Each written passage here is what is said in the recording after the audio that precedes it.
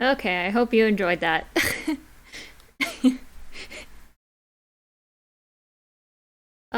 So okay, hi. It is my birthday today. So I'm gonna do a live stream. Ah, and my sister's here. Hi. Why this one? Because I want to be in this one. But but there's not even. That's fine. Yeah. Okay. All right. Let me just switch this real quick. So here's a fan fiction that I found. I'm gonna link it to you too, so you can take a look at it. Oh boy. I'll just link it. I'll just link it in. Let's put it linked up. For some reason, I only have the mobile version, and when I try to switch to just regular fanfiction.net, Google Chrome is like, "No, it's bad." I mean, it probably is, but Just like, no, stop. People might give you viruses, and I'm like, it's just fanfiction.net, but I'm gonna trust you on this one.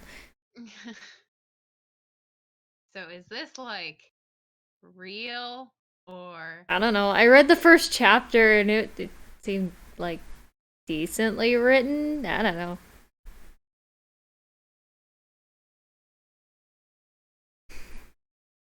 oh, it's someone in here that wrote it. Wait, really? Yeah, they just said so. Oh, yep. Oh, I already got a donation. Melman 9812 gave you $2. And they say, happy birthday, SNT. Thanks. You can just call me Courtney, though. SNT doesn't have a birthday. She doesn't count. Yeah, let me move the Discord thing down a bit. There we go. Now people can see my name and your name. Alright, so... Let's see. I wonder if I should turn on some, like, mood music or something. What mood are you gonna convey here? Chill out. I don't know. Chill out and read fan fictions with me. Yes, there is SNT fanfic. There's a lot, actually. I get sent a lot, and this is one of them that's like multiple chapters. So, are you okay? My cat is eating a noodle, and he needs to fucking not. Well, he just wants to enjoy the noodles. Well, it's bad for him. He's a cat after your own heart. I mean, yeah. Go do something with yourself.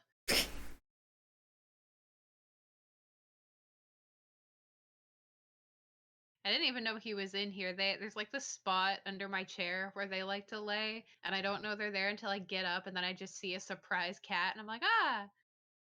Ah, it's a magical moment. Okay, also, one more thing I gotta say before I start reading is that I fixed the donation link in the description. It should work now. So if you, it's like super chats are cool. I like getting them, but also YouTube takes most of it. So if you want to like if you want all of your money to go to me, like if you want to support me and want all of the money that you're giving me to go to me, use the link in the description. Streamlabs gives me all of the money. YouTube takes like 15% of what you give me. And if you'd like to support me, I accept checks and money orders to P.O. Box, eat my ass. No. Oh, something random. Something random donated $5. Here's $5 to say sorry for what I've written. Okay, so this is his fanfiction or their fanfiction. I don't know what their gender is. It was never specified, so. Gender's a construct. Gender is a construct. Okay, let's get to this. It is called SNT versus Sonichu. and it's by something random, but their username is different on fanfiction.net. It's rated T. It's in English. Adventure and horror. Adventure and humor. 300,000 words. 300. That's not the number. Fireboy donated $2. Thank you. Ah. Okay. Author's note. Okay, this is quite a weird step for me. I am writing a fanfiction about two OC characters that are not mine or more OCs because the Sonichu universe will be used during this run. So this is my pilot. I want to know how well this story will perform on audiences like you, like me, I guess. So I want to ask you to leave a comment on your thoughts on the idea of putting these two characters together.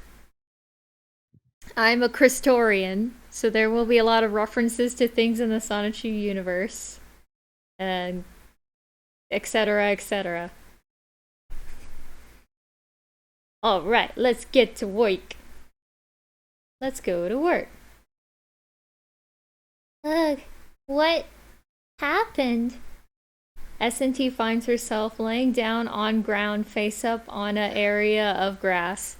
The sun... No, don't laugh. I can't. How can I not? The sun was beaming down on top of her body with the air waving around her with the heat. She was staring straight into the sky as a lonely cloud floated above. As her vision got better, she looked around herself to find a mostly grassy but hilly area with every once in a while there was a tree. Also, I got another donation from Viper, $2. Happy birthday. Are you in your birthday suit? Aren't we always in our birthday suits? I mean, technically. Technically? And then you just layer over it. Yeah, it's layers. With Disney Channel layers. Also, do you want me to, like, assist with this at all, or...? If another character shows up, then yeah. Okay. I mean, another character will show up. Well, yeah. What does Sonichu sound like? Sonic, I guess? I will do my best. Okay. An attempt will be made. Where am I? She said to herself as she got up onto her feet and looked around the area. Ahead she finds a crossroad where a sign pointed in all areas led. On the signs it said, Station Square 100 miles, Zapwood Fields 30 miles, Pallet Town 40 miles, CWCville 20 miles. SNT Quickville? I don't know, it's like tomato, CWCville or Quickville. SNT recognized Station Square as she went there with Sonic when he was showing her around all of the sites he saved. He talked about saving the city from a monster that came out of the Master Emerald, but everything else on that sign made no sense. Some of the places on the side were not supposed to exist and have never existed. How did I even get to this place? I was on Angel Island, was I? SNT cannot remember the last thing she did. The last thing she remembers was that she arrived onto Angel Island on Tails' plane to Dort an Eggman plant. Dort an Eggman plant. Tassiter donated $4. Thank you. Happy birthday, SNT. Some birth coins for you. Ooh, birth coins. Oh, how do you acquire birth coins? I was gonna say something gross, but I won't. Oh no. To Dwart an Eggman plant while Sonic was somewhere else. SNT was sweating, and it really felt that she was melting under the sun, so she decided to head to the nearest town, which was Quickville. So begins a long adventure into a broken world. Weston Hill Zone, Act 1. She started her trip by running through lonely fields. She started to notice the local wildlife, which looked a little weird. Wheeled. Looked a little wheeled. They were all holding swords. These are not the animals that she was used to seeing. They looked a little odd. Then out of nowhere, a small animal attacks her with an electric attack. She quickly jumped to get out of the way. The animal happened to be a small yellow mouse with red cheeks and brown stripes on its back with a lightning strike-looking tail. It looked like it was ready to fight. SNT quickly jumped into the air and performed a homing attack on the rodent to defend herself, instantly knocking her out. Knock herself out? I don't know.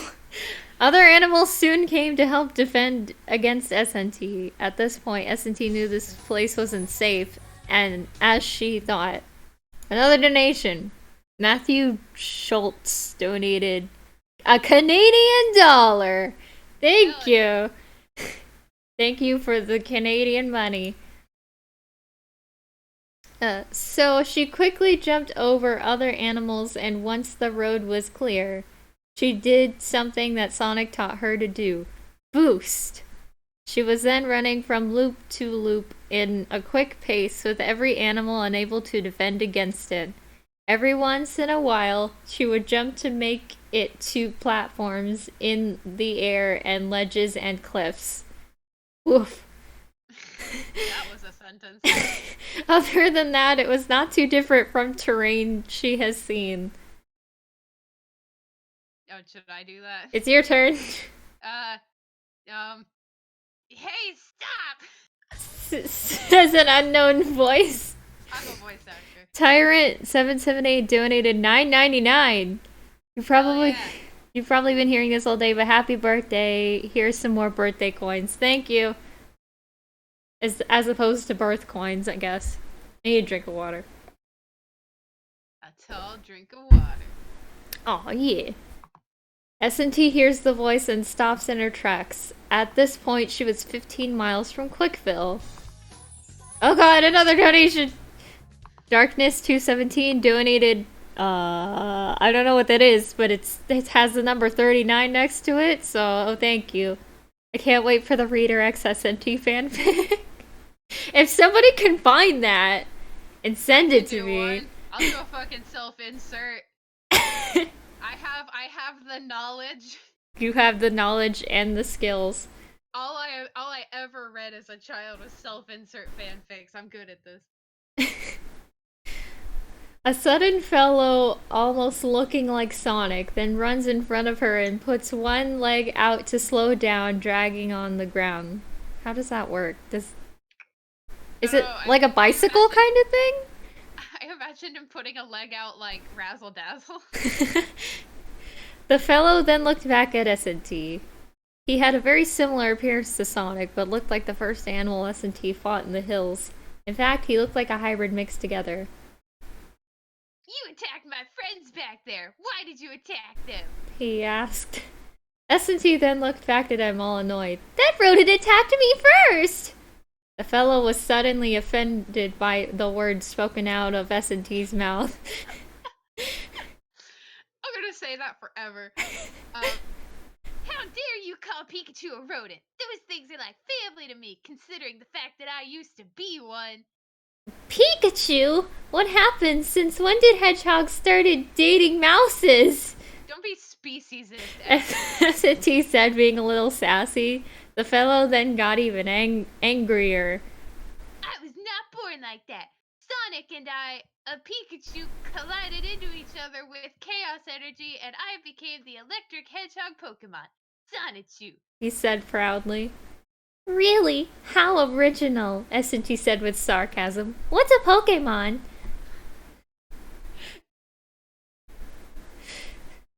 This is so in character. I have a lead-in line, Nedon. Sonichu laughed. Ha ha!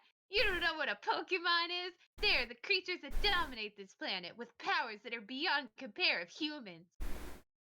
Thank you for telling me. Now I need to be somewhere, so... SNT said when Sonichu then interrupted. You are not going anywhere. You destroyed one of my brethren and have insulted me. Prepare to die! Sonichu then had a fighting electric glow around him. Sonichu used an electric attack against SNT as the world around her then turned into a grid of electricity. She she dodged the attack by getting inside of the squares and not jump. So it's like an actual grid of like electricity? Like there's squares? How did she get into the squares without jumping?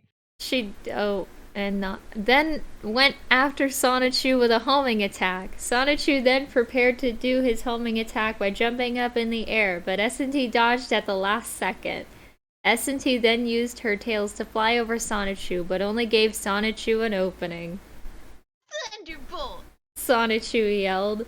A lightning strike then came down from the sky and took SNT in one hit. She fell onto the ground with her tails smoking. Yay, the channel's over! No! Dead. Rip. Hang on, let me check something.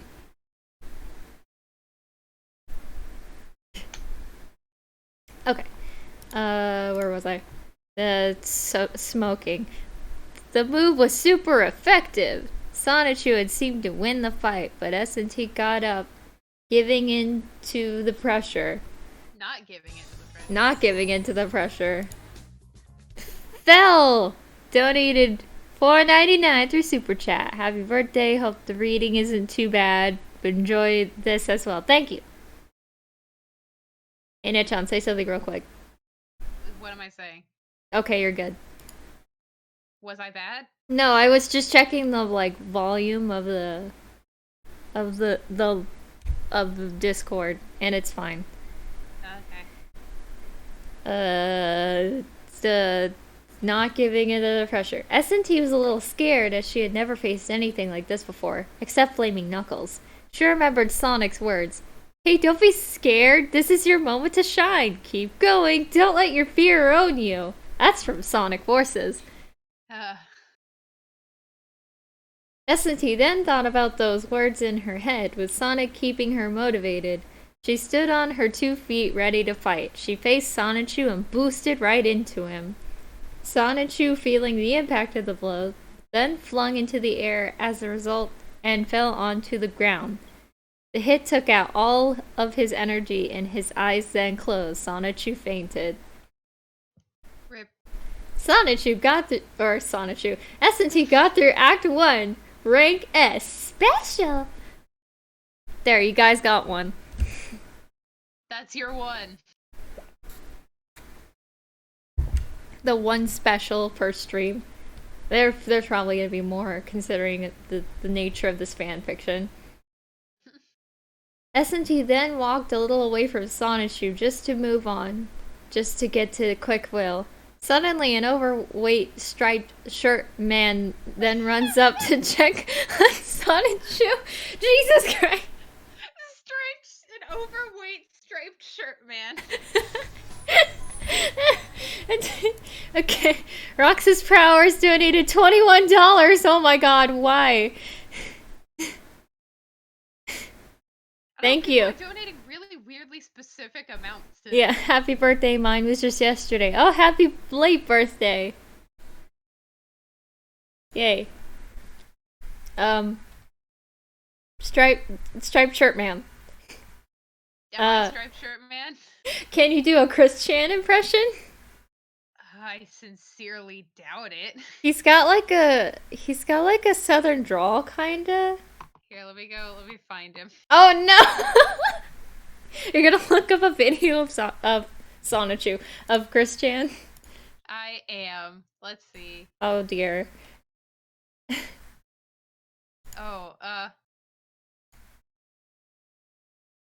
Okay. It's not gonna sound anything like it, I promise, but I will do my best. Oh god. Sonichu. The striped figure said. Father! Sonichu said with the last of his energy. Who was that? The man asked. I didn't get her name. I don't know. Sonichu answered. I will avenge you. He said. Is this offensive? I don't know if I don't know if it's offensive either, but it's... Oh, we donated $1. No, $10. Thanks for making my comic canon. Oh yeah, you're the one that made the really cute SNT Forces comic. Yeah. Awesome. Yeah, she made like this comic explaining how SNT got her like dress from the beginning of the series back. Cause like people were like, "Where's the dress? She forgot her dress." And no, canonically now, the way she got her dress back was like Rookie opened a portal and like put the dress on a table with a note. It's like, you forgot this, and it's cute. Nice. Where were we? I don't remember. I think it was I will avenge you and then thank you. Okay, I will avenge you. I feel like I'm doing a Michael Jackson. No.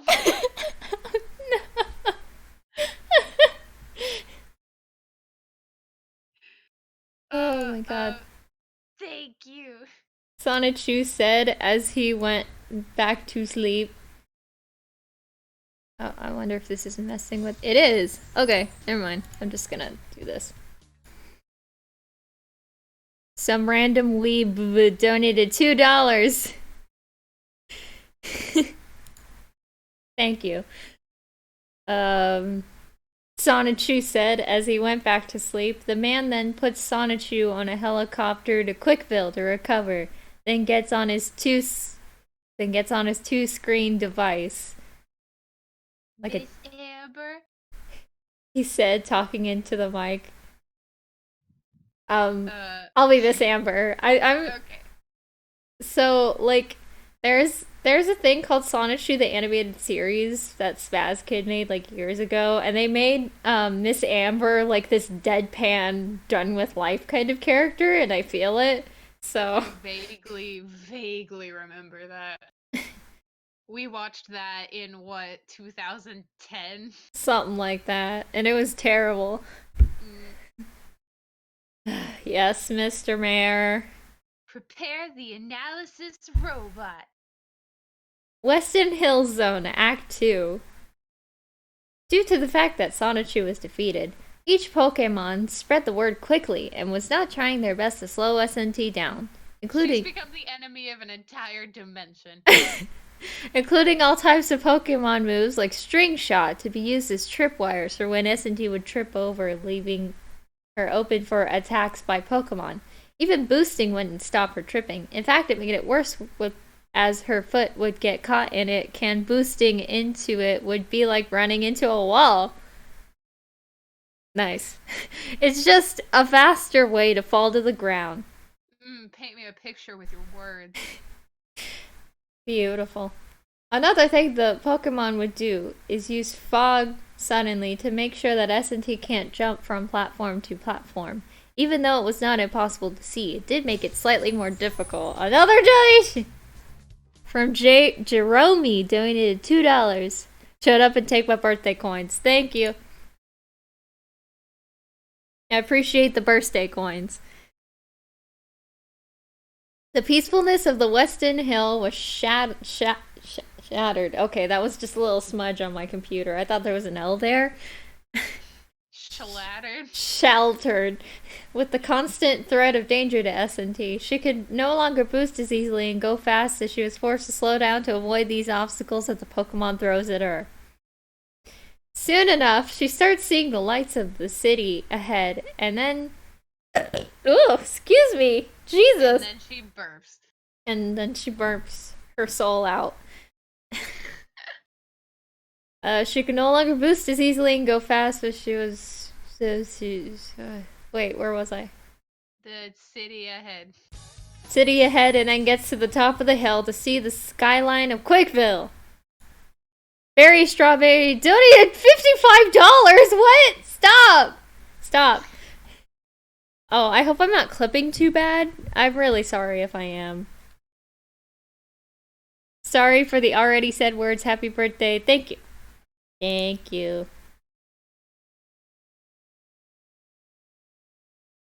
Okay. It looked a lot like Station Square, but it had one large building in the middle that reached above the clouds. Wow, that is a city, all right, SNT said. Brilliant. Brilliant. Nice observational skills, S. The sun was starting to go down on the city, and the sun now being eclipsed behind the tallest building. She used the time to take a small break and stretch herself. All of a sudden, out of nowhere, a giant robot then fell right beside her. It looked a lot like the Death Egg robot, except it had a red and blue striped shirt on it, and it was not being controlled by Eggman. It was being controlled by an overweight man with the same attire. You can stop calling him fat now.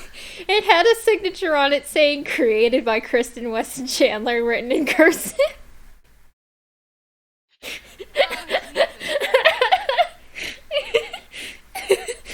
Whoever you are, taste the power of the Death Chan robot. The man said as the top closed. The robot then started to run forward. SNT then started running away, but she knew she had to destroy it as it was going to enter the city. One of the Death Chan's attacks was to throw bombs, and it could attack directly using its arms. SNT used these to her advantage, attacking the robot directly in its chest area. After the fourth hit, the robot got faster and stormed through the hills and small ledges that laid in its path.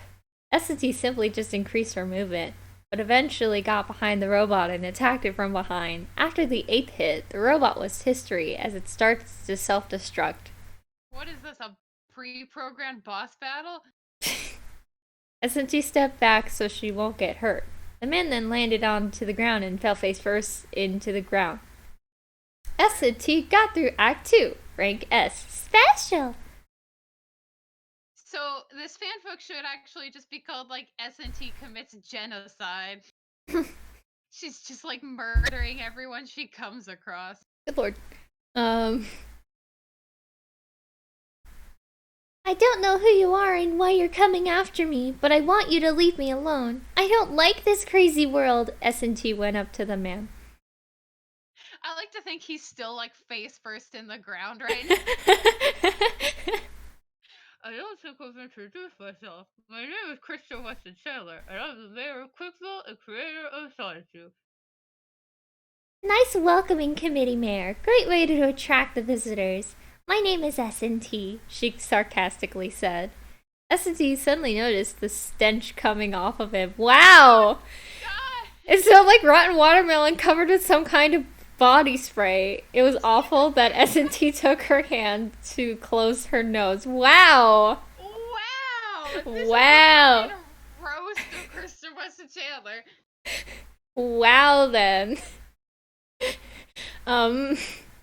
Your turn. Oh, God. I don't know who you are and why you're coming after me, but I want No, you to no. leave me...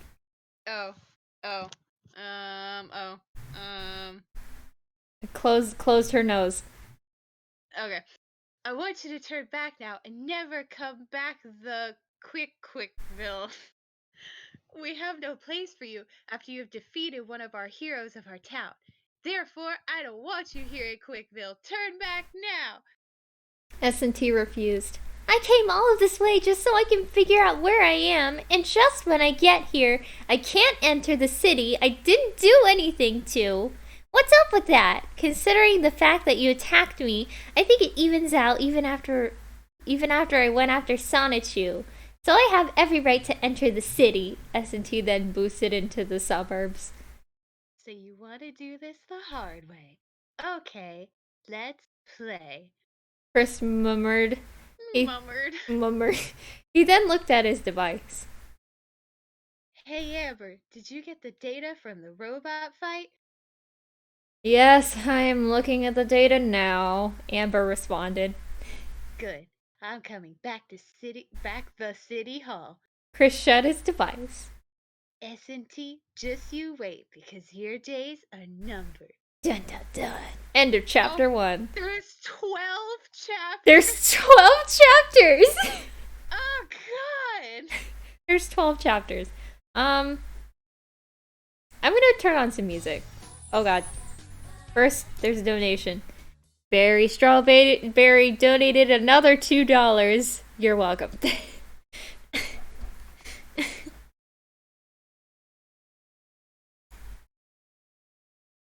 Okay, let me get some musics. Let me get some musics up here. Turn on those jams. I'm gonna turn on some chill out Sonic music. You should look at what I sent you on Tumblr too. I shall check after the stream. But it's good. Okay, I'll look. I'll do one quick peek. Oh, it's the it's a Sonic Totoro shirt. It says crying. Who makes these things? I don't know. Okay. Yeah, there we go. That's a nice mood.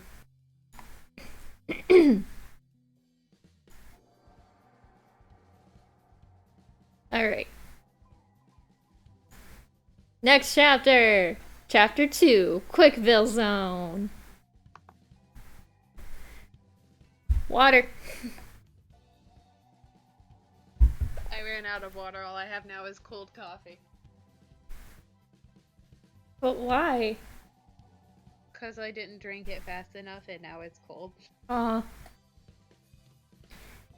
The sun just finished setting and the night was just beginning over Quickville. S&T just made it to the outskirts of town where houses were visible for miles. She sat under a city pole to take a small rest. Besides, she was attacked multiple times while in Weston Hills. It made a little sense to catch her breath a little while she could prepare for the next area. At this point, S&T starts remembering a little of how she got there. She remembers being on the plane with Tails. So, Tails, why are we going to Angel Island? She asked. Am I Tail? Do you want to be Tail? I don't know how good I can do a Tail voice. That might be a you thing. Okay. I guess my Tail voice is okay. Not the best. If it's higher and airier, it's more a you thing. Yeah. There have been sightings of Eggman's robot minions on the island. And while Sonic is fighting Eggman somewhere else, he has asked us to check it out, Tails responded. We think he's going to do something to the Master Emerald. How was that for a Tail voice?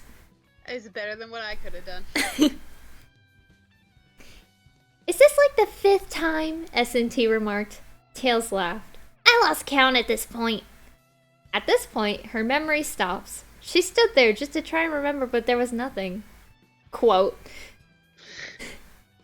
Suddenly, a loudspeaker came on. Attention citizens of Quickville. If you see a light blue hybrid mix, the hedgehog, the echidna, the fox with pink clothes on her, please call the police. Oh crap, now they are after me! S&T said. Let's get out of here. She quickly ran through the area by boosting. How did they get her fucking DNA breakdown? Yeah, right? She just kind of looks like a fox normally. Quickville Zone, Act 1. The city lights drew nearer and nearer, but it didn't stop there. To avoid being seen, she took what it seemed like a highway that was on top of buildings. She jumped from building to building, again avoiding more Pokemon. There was some tight jumping, including a part where she had to jump from a light post to another floating platform. That's some tight jumping. Tight platforming. The Pokemon seemed varying. She reached a bridge over a small creek, and a red fish with a crown would try and jump out in front of her. She dodges, but they didn't shoot anything out of their wide mouths. They seemed rather useless. Oh, poor Magikarp.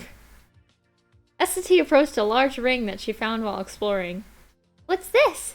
When she touched it, she was sent to another world. Special Special stage. Get to the end of the stage in 1 minute. A countdown clock showed following her. She wasn't able to do her best, but she quickly noticed that she could run and collect rings, and they make you move faster with each one. Okay, I get the point of this. I think this is possible, she said. Ouch! Suddenly, she ran into spikes, which she lost 10 rings, now getting the point of the stage. SNT tried her best to get to the end of the course in 1 minute. She was successful! A green jewel then came out of the sky, and SNT grabbed it and noticed, this is a Chaos Emerald! SNT got a Chaos Emerald. Yeah, I just said that. Donation! Matthew donated more Canadian money! Diamond. I don't want your stinking Canadian money. And they have a JoJo opinion, and I know nothing about JoJo, so... What is it? Diamond is Unbreakable is the best JoJo season, I think that's what it said. Okay. I don't get it. I've only seen season 1, and that was against my will, so... Really? Yeah, when I was dating Nate, he was like super into JoJo. We were hanging out one night, and he's like, "Do you want to watch JoJo?" And I said no, and he said okay, and turned it on. Oh. And I watched all of season 1 in one night, and I mean, it was okay. I didn't really want to watch it. I'm gonna do a quick thing. Ah, I see. I can pop out the chat on YouTube. Interesting. I'll just put it on the side here so I can actually read it. Okay, suddenly, she's transported back to the world she was. If the Chaos Emeralds exist here, maybe I should collect them, just in case. She kept pressing on the ground from obstacle to Pokemon trap to obstacle.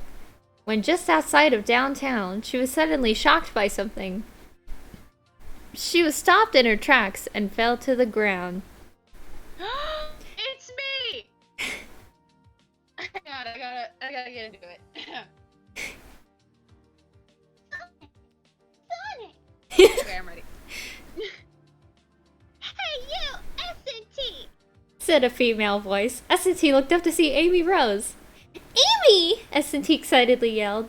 Am I excited to see you? But the more she looked at Amy, she looked more like Sonichu. The Amy impersonator jumped onto the ground in front of her, and SNT then noticed her look. She had the same long ears as Sonichu, but a much longer tail. She also had a blue stripe down her chest on her clothes. Other than that, she looked exactly like Amy. The name is Rosechu, She said firmly. Sonichu's wife, and I am here to take you down after you defeated my sweet bull. SNT was starting to question the world she was in. Oh, now she's questioning it. Something's weird here. Am I in an alternate world or a fanfiction? I feel like I'm in someone's imagination. Rosechu then smirked.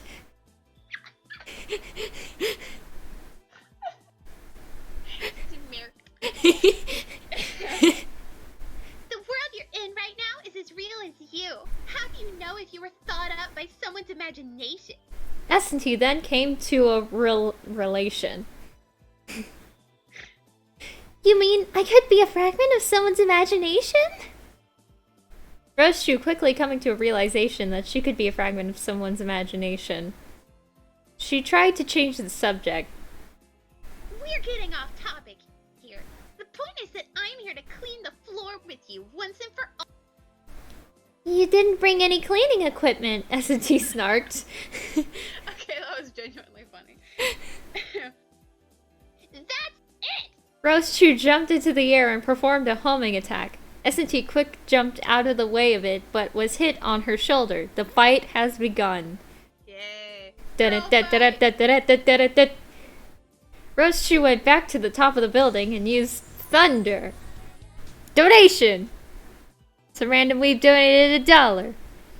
Hey, me again, just so you know, I read this before, and most of the time when it says I missed it. The thing didn't last very long, so I missed it. Sorry. Ominous clouds began appearing.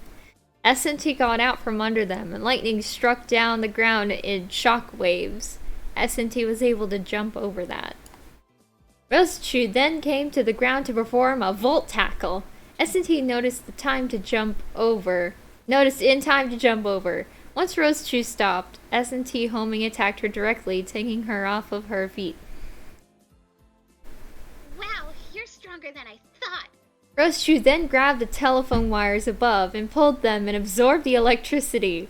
Hey, people are paying for that! She snapped them. Donation. Rose and Flames Gotcha donated 79 some kind of monies. 0.79 monies through Super Chat. Thank you. Isn't there a way to, like, read all the super chats afterward anyway? I think maybe? I think Streamlabs might... Well, I don't know. I don't know about Super Chats, but certain One of the people I watch when he streams, he saves all the super chats to the end and just goes back and reads them all, so I assume there's some archive of it. Maybe. I don't know where it would be, but yeah.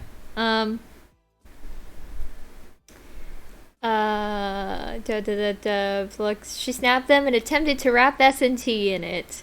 SNT caught the wires with her hand, but no without getting electrocuted. SNT then pulled the wires in place and pushed them over her head, sending Rosechu flying in the air over her and into the ground. In the process, she accidentally got herself tangled in the wires with her hands. Rosechu got up from the blow and performed another volt tackle.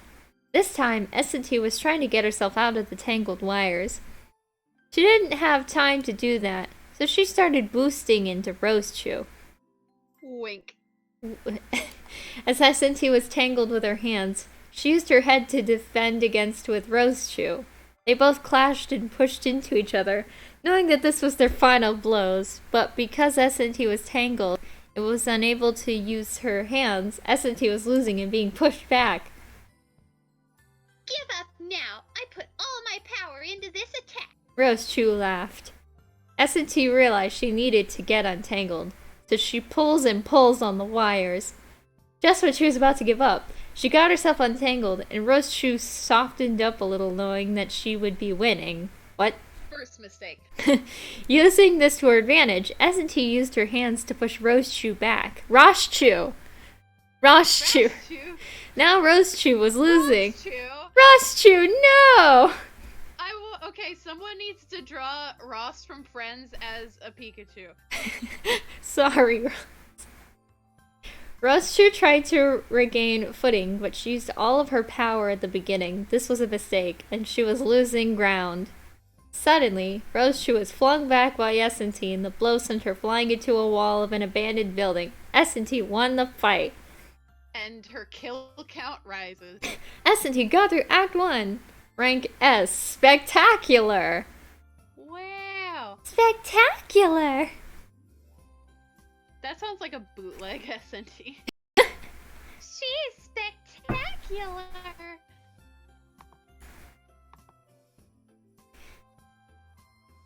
SNT then quickly moved on and ran past the defeated Rosechu. Chris-chan then ascended among the scene to, ascended? Like, coming from the heavens? Among the scene to pick up Rosechu as she was recovering from the blow. I'm okay, Father. Rosechu said confidently. I'm going to defeat her. I need to run after her. I feel confident. I lost my fucking Chris Chan voice. I feel confident that you do that. Chris said. You know, the more I look at SNT, the more I realize she's kinda cute. No! Father, you can't be falling in love with that thing. Rosechu questioned, but Chris Chan looked at SNT run further into the city. No! No, stop! This is weird! She's another person's character. Maybe I can draw it out of her. It could be a girl, and if she is single, maybe I can find a boyfriend-free girl. Ew. Chris thought. No, thank you. Rosechu, I'm going to my secret lab. Chase after SNT. Chris Chan then hopped back into his helicopter and set off. See ya! Rosechu waved and set off after SNT. Quickville Zone, Act 2. SNT ran as fast as she could, further into the city. This time, the area was set up so there were neon lights everywhere saying, "Try Axe body spray, it's better than bathing!" Or buy Sonichu the video game in stores now. Oh no. Oh no. The Pokemon in this area happen to be controlled mostly with electric power. Lightning bolts were coming from everywhere, trying to slow SNT down. Eventually, she got to a slot machine, which she played with a little luck because she got all 3 Sonichu heads. It gave her 100 rings and bankrupted the casino. That seems like very poor planning on the casino's part. Alright guys, all our funds are going into this. If a single person wins the jackpot, we're just done. And it's just 100 rings. Something that you could get very easily in Green Hill Zone. Okay. Yeah. I was gonna say maybe not easily. In Green Hill Zone, sure, but everywhere else, it's hard. The police now had visual on SNT, and were chasing her through the streets, but even they could not account for the speed that was brought on by her boost. She ended up diving off of buildings to avoid them, and running through dark alleys where shady things were going on. Ooh. Oh dear. Strategist Robin donated $5. Please send this money to Sylveon. I'm sure she'll appreciate it. Sure. I don't know what she'll buy with it. Probably, A knife! a knife, yeah.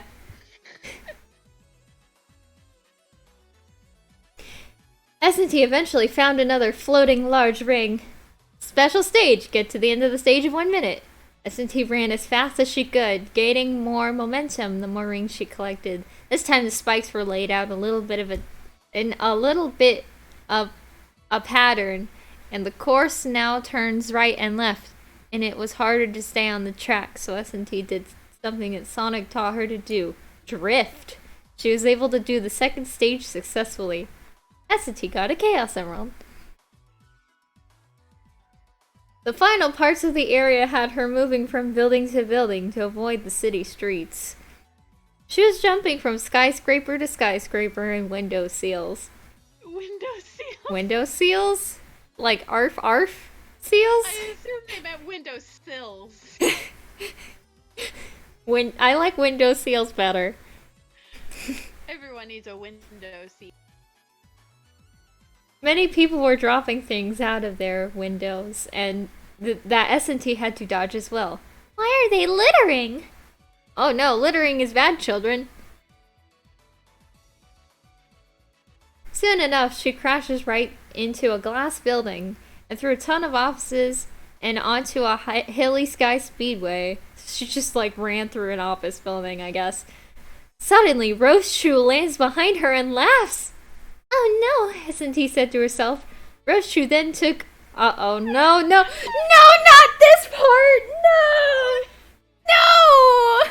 What is happening? Oh god, it's that thing where like, there's like a scene in like the Sonichu comics where Rosechu gets naked and she's like, I'm woman, hear me roar! And then like kills a man. Okay. It's weird. Okay. Now completely naked, she allows an alternate personality to take form. She was suddenly like the Hulk and roared. Why did she have to be naked for that? I don't know. Rosechu then used Volt Tackle. SNT then boosted to get away, but Rosechu taking off all of her clothes made her more powerful. Because of this, Rosechu is now moving a little faster than SNT. Are her clothes weighted? Is that it? She's just aerodynamic now. Oh.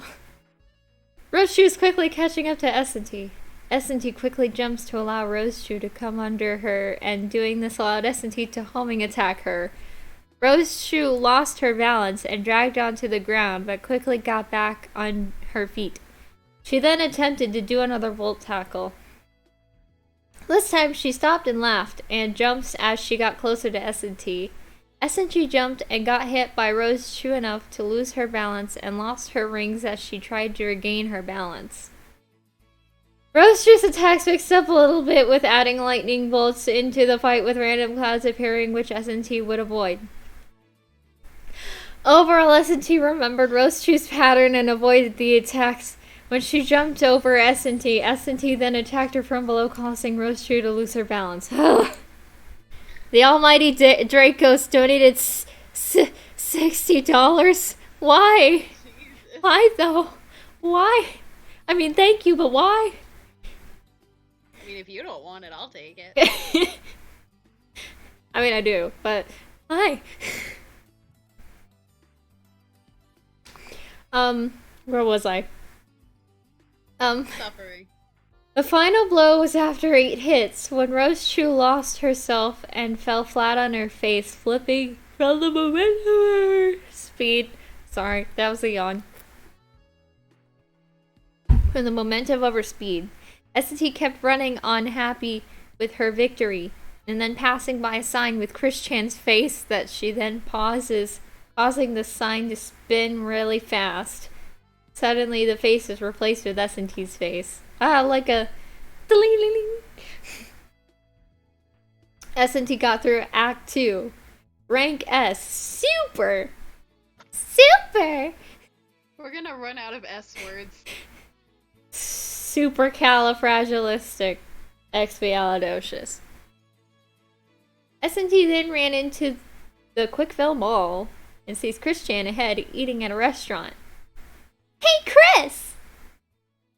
SNT. Chris yelled. Chris Chan looked at her clothing, blushing a little. Stop it! Stop it! Stop it! Stop it! Stop it! Stop it! Stop it! Stop it! Stop it! Stop it! Stop it! Can you tell everyone to stop attacking me? I know you're the mayor, but I come in peace, SNT asked. You've murdered 3 people. I mean, to be fair, they attacked first, so... Chris Chan ignored her. Who is your creator? Who is my creator? SNT responded. Who created you, SNT? Chris Chan asked. Dr. Eggman. SNT responded. No, I'm asking who is your real creator in the real world? Chris Chan asked. Who are you talking about? SNT looked at Chris Chan like he was crazy. Oh, so you don't know. Chris Chan smiled. No what? SNT responded. Okay, I want you to leave me alone. I need to do something. Chris Chan said. I'm not leaving until I figure out how I got here, SNT demanded. Chris Chan then pressed a button on his device and then the floor opened under her. SNT fell in. I'm sorry I had to do that, but I need more time for my plan. Chris Chan. Oh, he yelled that. Well. Yeah. I'm not doing it again. SNT yelled as she fell below. Sonichu then ran up to Chris Chan. Where are you sending her? Chris Chan looked at Sonichu. She will be having fun with bubbles. Then he looked back at the hole and paused. We need to start collecting the Sonichu balls. Already on it. You don't need to tell me twice, except during the Stone Age. What? What? Sonichu ran off. Chris Chan then looked down into the hole. You will be mine, creator of SNT. Then my love quest will end. You will be mine. I hate this. I hate this so much. Oh, this is gonna get weird, I think. Okay, let me do a thing. I need to check. Say something, Nejan. Say something. Okay, that should be better. I'm giving up on you.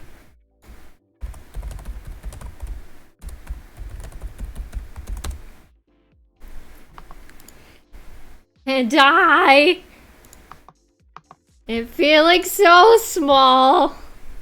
I think that's the lyrics. I don't know. I don't know. I don't know.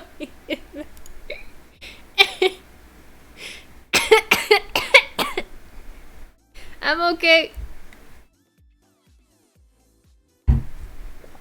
Ugh. Okay, chapter Chapter 3. Let's get on with it. Let's do this thing. Alright.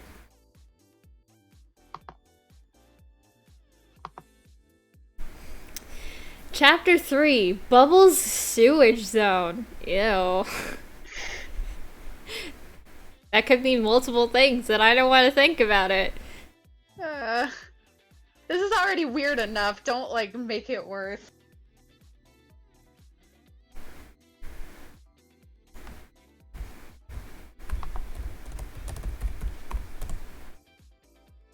Here, I'm gonna do another test. Say a thing. A thing. Okay. That should be good. You were a little bit quiet, but now it's good. Do I need to yell? No, you're fine. If you yell, your mic will go. Okay. Ow. Are you okay? Yeah, I'm fine. Okay. Didn't actually hit myself, so I don't know why I said ow, but... Oh, yeah. I feel you. Okay. Bubbles Sewage Zone. Ew. Again. SNT found herself falling from the mall. As the more she fell, the more she smelled an awful stench. Then she realized she was falling into a sewer. Oh no! I know I can swim, but not in that! She yelled as her body then splashed into the dirty water. She kept her mouth closed to keep the water out of her mouth. There are so many things that the water was mixed with that who knows what the substances are. Ew. Oh god. SNT swam to the top and looked up in the light above that she fell from, but it soon closed. I guess I have to get out of here my own way. Bubbles Sewage Zone, Act 1.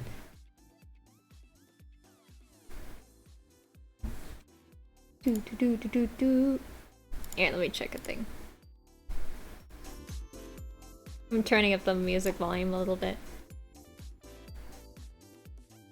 There we go. Wow, Netchan, you're real good at streaming. Listen, streaming is a process. Bubbles Sewage Zone Act 1. SNT started by swimming on top of the water. She did not want to know or touch the bottom of the sewer. But she was forced to, as some parts of the sewer were completely underwater, forcing her to sink herself deeper and swim.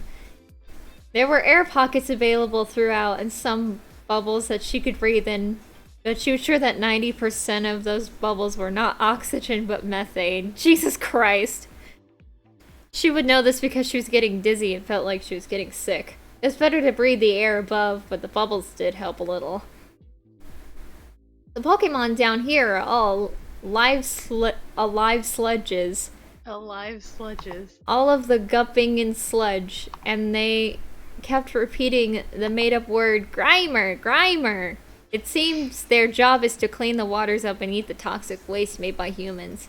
The Grimers did attack SNT by throwing a wave of sludge at her. There was also purple rats swimming around the waters that she had to avoid. SNT did get out of the water. Oh, hello! Yeah.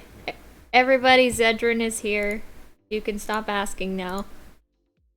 What's up, everybody? Well, let me just, let me do some volume mixing here.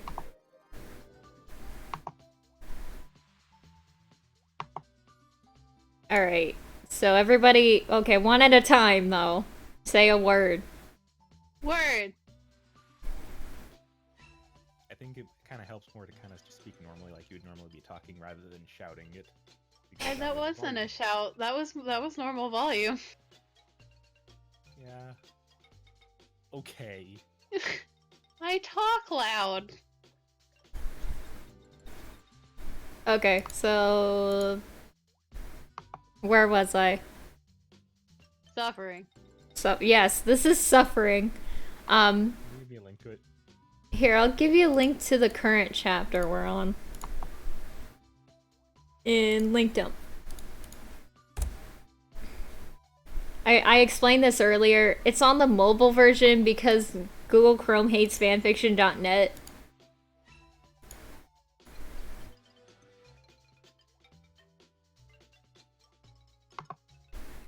Cupping and sludge, rats. SNT did get out of the water every once in a while when she got out, to quickly wash out the stinky water out of her fur. She boosted and ran to get the water off, but it wasn't really that effective due to the fact that she now stunk and she would dive back to the water and swim under waves. She then swims into a small cavern where the water was lowered, so she snuck out her head and stood up on the floor below. She looked up at visible light. That's my way out, She said. She prepared to start running up the walls to get out when suddenly she hears a noise. Who wants to be Muck? Muck.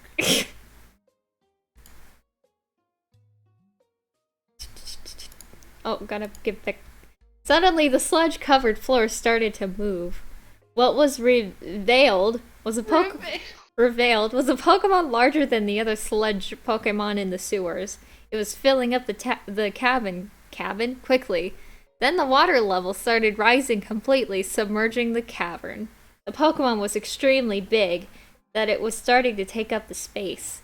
SNT had no choice but to swim up as fast as she could.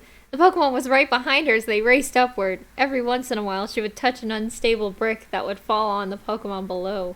But she knew that if she didn't swim fast enough, she would become the Pokemon's dinner. But the hole above was closing and getting smaller and smaller, so she really needed to speed up. SNT swam as fast as she could to the top, but the Pokemon below would spit out sludge at her and spin around to form a vortex to slow SNT down. She didn't give up.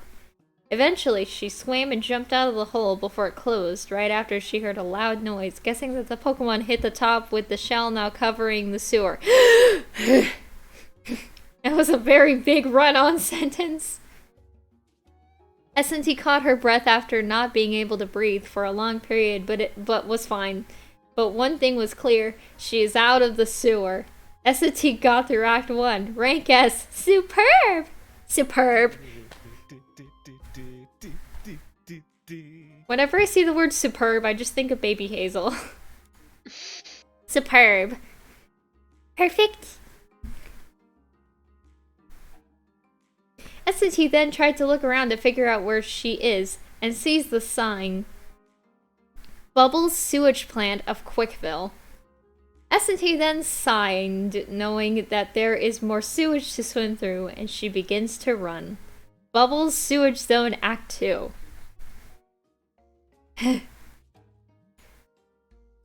SNT liked this part of the sewer better due to the fact that it was designed to clean water, so swimming through the sewage plant was a lot better. She still wanted to get a pool of alcohol and disinfect herself after, though, because even if water was cleaner, she still needed to take a major shower to make sure she would get all the crap out of her fur. There were all types of chemicals in the water to help clean it, including Pokemon. In the second part, SNT ran across slippery metal and had to jump from pipe to pipe. She would also hang on pipe to swing to another. She would dive into the waters to get through pipes and little parts of the factory to get where she was going. While she was finding her way through the plant, SNT started to remember about what she was doing on Angel Island. She remembered landing on the island with Tails with a metal detector to find Eggman's robots, and we discovered that Eggman was secretly building an underground base in Angel Island, and to get to it, she had to swim in the creek and get to the entrance. Also, there's a donation from Woodman Gaming for $5. Thank you. After reaching the entrance, her memory goes blank. All she can do is keep going to the end and figure out what happened. SNT was able to find another large ring in the factory, and she entered the special stage. Special stage. Get to the end of the stage in 1 minute. SNT began the stage by collecting rings, but the spikes were out of control. She ended up running into a lot more spikes than usual now in an unpredictable pattern. Unpredictable. SNT was thrown off with every spike she hit. SNT was unsuccessful to get the Chaos Emerald because she ran out of time. Special stage fail. You suck. No. The special, no. SNT got out of the stage and looked around the plant. I'm usually really good at a lot of things, but it seems when I got to this world, I seem to be struggling a little. I've been almost defeated by Rosechu and Sonichu, and I'm usually good at anything. Am I losing my touch? And she's very modest, too. She sighed and looked above at the night sky. I need to rest myself. But how can I rest when I need to find my way back to Sonic? There's obviously something wrong with this world I was transported to, and I miss my home. SNT then started to tear up. I miss Flaming Knuckles and his tough attitude. I miss Amy and her jealousy. I miss Shadow, but I especially miss Sonic. She suddenly imagined Sonic, and imagining the first time they met. I can still hear the ring of Sonic's voice through my mind. Real life anime ghost donated Canadian money. Thank you. I wish I had more to give. It's fine. Thank you though. Oh, people are texting me and calling me. Hang on.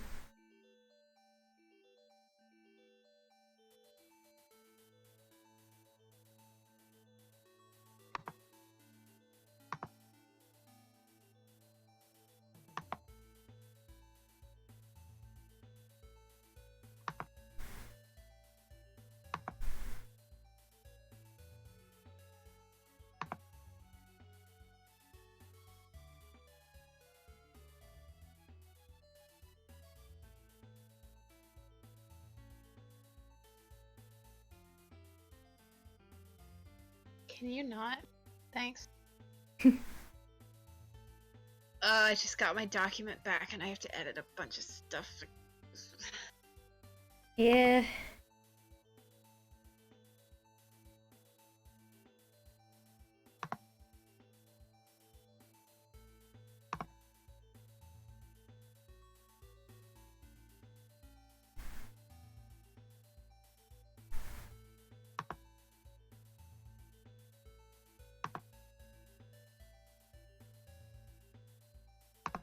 Okay. You gonna be okay? Yeah, my dad tried to call me. Where was I? SNT then heard Sonic say... Oh god. Who wants to be Sonic? I didn't even tell her how much I want to put my Wii. She then snapped out of her imagination. Woodman donated $5 more. Are there actual fanfics or ones made ironically? I've seen a couple, like, serious fanfictions and some that are just made for fun, so I don't know. What the heck? How did that get into my mind? Since when did Sonic ever say that? SNT went through every memory in her head, but could never find Sonic saying that. Even though SNT was lonely in this world of unknown, she could not give up and stop where she was. She had to keep going in order to get home, so she kept pressing on into the planet. After running and avoiding obstacles for a long time, she reached the room called the Freshwater Room. It was abnormally quiet and a large circular pool sat in the middle. The pool was the only source of light as there was energy coming out from the water, so it was glowing. All of a sudden, the water started bubbling, and a figure then comes out of the water. It looked like Sonichu, but it was blue and white and had long blue hair. It was female, SNT could tell. How can you tell? Another one. I mean, how were people able to tell what her DNA was? The way she was able to tell was because they left out the detail of this character having huge ass titties. Oh god. Also, the Restless Sableye donated $10. Thank you. Thank ya. Who wants to voice Bubbles? What is Bubbles? Bubbles Rosechu. It's a Chris Chan character. So, what, is she related to Rosechu? She's... Well, in the Chris Chan lore, there's Sonichus and Rosechus, which are, like, They're not particularly related, but they're like the same species, I guess. But Bubbles is based off of like a Meryl, so I don't know why. Huh. I mean, I guess I'll take it since it's a Rosechu. Sure, okay. You can do like a Deep voice. really deep voice. Honestly, that's what I was gonna do. The name is Bubbles Rosechu. Now it's time to have a little fun. She said. The door then locked behind SNT and above the roof opened. Suddenly a waterfall was formed on top of the room and SNT, now caught up in this, was now finding that the water was rising from the pool and onto her legs in a matter of seconds. The waves eventually sweep SNT off of her feet and taking her underwater. I love that whole what's the word? Change in. They changed tenses in the middle of that sentence. Yeah, they changed tenses a lot. Listen, the grammar in this is just fantastic. SNT opened her eyes as she's completely submerged. It was only a matter of time before she would drown. She needed to defeat Bubbles fast before that happened. Bubbles being able to breathe underwater pre-powers an electric attack and uses thunder, causing a shockwave on energy expanding in the water. But Meryl is a water type. So, I mean, No, not all Sonichus have electric types, because they're different Pokemon. That's confusing. Then again, everything is confusing. Everything about this is confusing. Because water is conductive, since he felt the blow, the attack didn't help with her breathing apparatus. SNT tried to attack with her boost swimming into her. It was successful at first, but Bubbles eventually caught on and started dodging her attacks. Every time Bubbles would use thunder or shockwave, it was a direct hit on SNT. SNT was losing her strength faster due to lack of oxygen. It seemed that Bubbles was too strong. She had one last thing she could do. She remembered something that Shadow taught her, but she needed to do it fast before she would lose her consciousness and drown. SNT grabbed the Chaos Emerald from behind her back with the last of her strength. She yelled, "Chaos Control!" Suddenly a light appeared around the Chaos Emerald, and it instantly froze time. SNT used the Emerald's power to struck Bubbles head on, taking her out once and for all. The waters then receded back into the pool, and SNT then swam out of the water, leaving Bubbles at the bottom of the pool. She took a second to catch her breath. SNT got through Act 2, rank S, subpar. So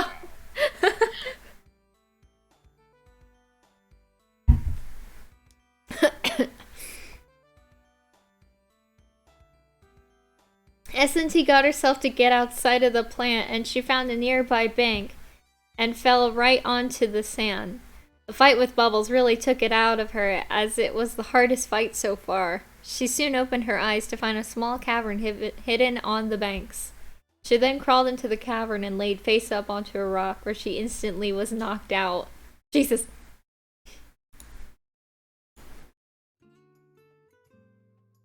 Meanwhile, at Quickville City Hall in the middle of Quickville Mall, Chris Chan threw the portal tied to his closet with pieces of paper.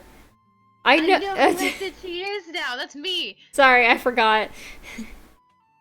Sonichu and Rosechu are present. Great. Sonichu said. Who is she? She is a hybrid of Sonic, Tails, and Knuckles. Hence the name SNT. Chris Chan explained. It took me a while to find this information because I said S and T into Google's mic back at home, and it kept bringing me to a page for some college in Missouri. Why didn't you just type S&T into Google? Rosechu asked. Chris Chan then huffed. I have my reasons. Is it because you broke your keyboard when you... Sonic gasped when Chris Chan interrupted. Okay, that's enough of that. Back to SNT. he said. She is an OC made from a person named Corny. She may be boyfriend free. God, I hate this. So how will you attract her to Quickville? Rosechu asked. That information is classified, but I'm working on it. Let's just say it's a surprise. Chris Chan said. Well, I wish you luck, Father, on your project. Sonic said. I'm gonna need it. We need to prepare for the concert tomorrow, but I think I can balance it with this project. Let's get some rest, and tomorrow let's work hard. Chris Chan waved goodbye as he ran into the portal. Good night, Father! Exclaimed Sonichu as the couple walked out of the room. My dyslexia made me read that as fuck love.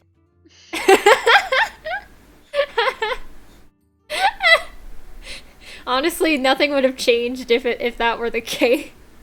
Well, I mean, apparently your name is Corny now, so that's fun. Great. Okay, I have to go work on this paper for a minute, so someone take my characters and I'll be right back. Okay. And let me pause real quick, because I gotta use the bathroom. Here. I'm gonna be right back as well. Okay.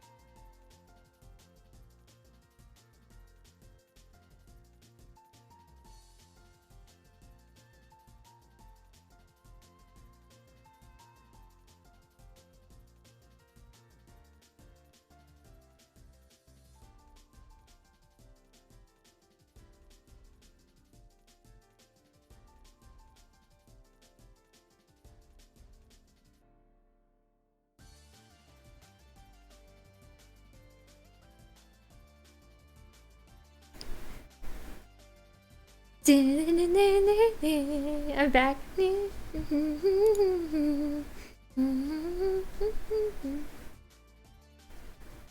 No one cares. Oh. Also, I have yogurt. Because I'm No hungry. one cares. I want some yogurt! I want some more cookies. Yeah, you inhaled the whole cookie thing. I did. I mean, to be fair, by last night I only had like, maybe like 8 left. Hmm. I understand that that's still a lot, but That's like 4 whole big ones. it was yummy. Okay. Chapter 4. Okay, I'm back. No one cares. We missed you, Corny. God damn it. What flavor yogurt? Key lime. Okay, is everybody ready for chapter 4? No. Saki doesn't need to be ready. You'll be ready when I say so. I'm only half involved in this for the time being. Chapter 4. CWC Coliseum Zone. SNT broke into Dr. Eggman's secret base with Tails right under Angel Island. It was still under construction because the base was being built in secret. It wasn't secret enough. SNT and Tails worked together to get through the robots Eggman set up for them, including all kinds of construction robots and just regular baddies. Overall, it wasn't that hard or easy. This was also the first time SNT started using the boosts that Sonic taught her how to do. The day earlier, when she was in boost, it was like she was completely invisible as nothing would be able to stop her. Tails then branched off with SNT to mess with the electrical system, but she kept going deeper and deeper into the base. Whew! Eventually, she made it to the core of the base, which she slowed down to examine the area. It seemed that the base had a ton of blueprints to look at. It seemed to be schematics of pieces to a machine. But then, SNT then looked on top of the blueprints to see the ultimate plan. On top of the plans, it said, Dimensional Portal Device. Chaos Emeralds were a part of the plan as they surrounded the machine, creating enough energy to tear holes through space and time. SNT could do nothing but awe at the plans, but she knew it was not going to be used for good. So she continued through the factory when suddenly she hears a large roar, and out pops what appears to be a large purple striped pattern white dragon with orbs on its shoulder, which then picked up SNT and took her through a portal to another world. I'm so lost. There's a dragon, I guess? It seems like we skipped a lot of details there in that line. SNT woke up, breathing hard with the shock of that dream. She was in the cavern that she crawled in for the night after fighting bubbles in the sewage plant. It felt like she slept 15 hours. The weather outside was sunny, and the sun didn't touch her body but the edge of the cave. SNT got on her feet and walked to the edge of the cave to see the plant she swam through the day before and the stream that came out of it. I don't know if I can find any place to wash myself but here, so might as well. SNT proceeded to wash herself off in the stream, but she knew she needed to get an actual shower. The first shower I see, I will get into and give myself a real shower. After washing herself off in the stream, she climbed out of the riverbank and looked back at the city and ran for it. I need to find Christian. He's my ticket out of here. ... Time leap, I guess. In the city, Chris-chan is in his limo with Sonichu going to the CWC Coliseum for the Christian and the Hedgehog Boys concert that night. Oh god. This was highly anticipated. How many cities you get to see your own major a part of a band?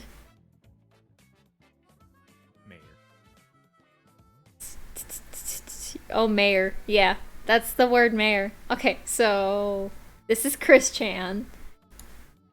And sister is gone. So you gotta pick up the slack. Yeah. By the way, I think the Uh-oh, did I forget to change it? Oopsie. Okay.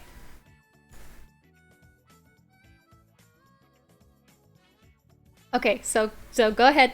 Do your best Chris-chan voice. Sonichu, I'm so excited to perform tonight at the concert. I'm kind of worried that SNT will come and crash it, considering the fact that everyone in the city is looking for her. I also heard that Bubbles wasn't able to defeat her. Okay, that's definitely more offensive than mine.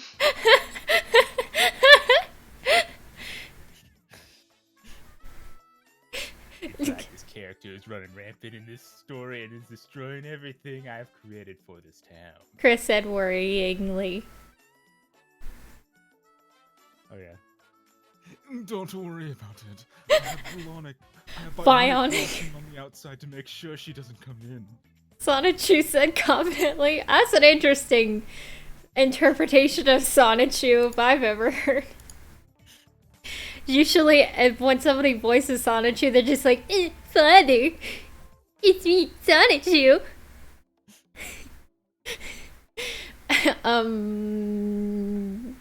Yeah. At that moment, they passed by SNT without each other knowing. This time, SNT is looking at a poster on the wall that's saying, "Come see Christian and the Hedgehog Boys tonight in concert. Don't be late, or else." Or else what? Is this mandatory? I mean, it's CWCville. SNT smiled. So that's where Christian's going to be, huh? She grabbed the poster off the wall and then ran towards the Coliseum. ... Coliseum had a long line in front of it, and it felt like all the population of CWCville came out to see Christian sing. Why though? There were excited fans everywhere, and everyone was acting like this was the only music to enjoy of all time. On the front of the Coliseum, there was a large sign showing all of the band members. SNT looked at the front and thought, Chris Chan is lead vocalist. The second you have Sonichu on the electric guitar, and you have a black version of Sonichu named Blake on the keyboard. Blake was black with red lines on him. Then you had Wild on bass, who's a green version of Sonichu, and Punchy, who isn't really a Sonichu, but really just Knuckles mixed with Pikachu with a stupid name. SNT also looked intently at the eyes of Punchy. Punchy's eyes looked nothing like the others' Sonichu's, or Knuckles in general. It seemed like it was insulting subgroups somewhere, but she could not put her finger on it. Oh yeah, because he's racist! I remember! Punchy's racist. Yeah, he's got like squinty eyes.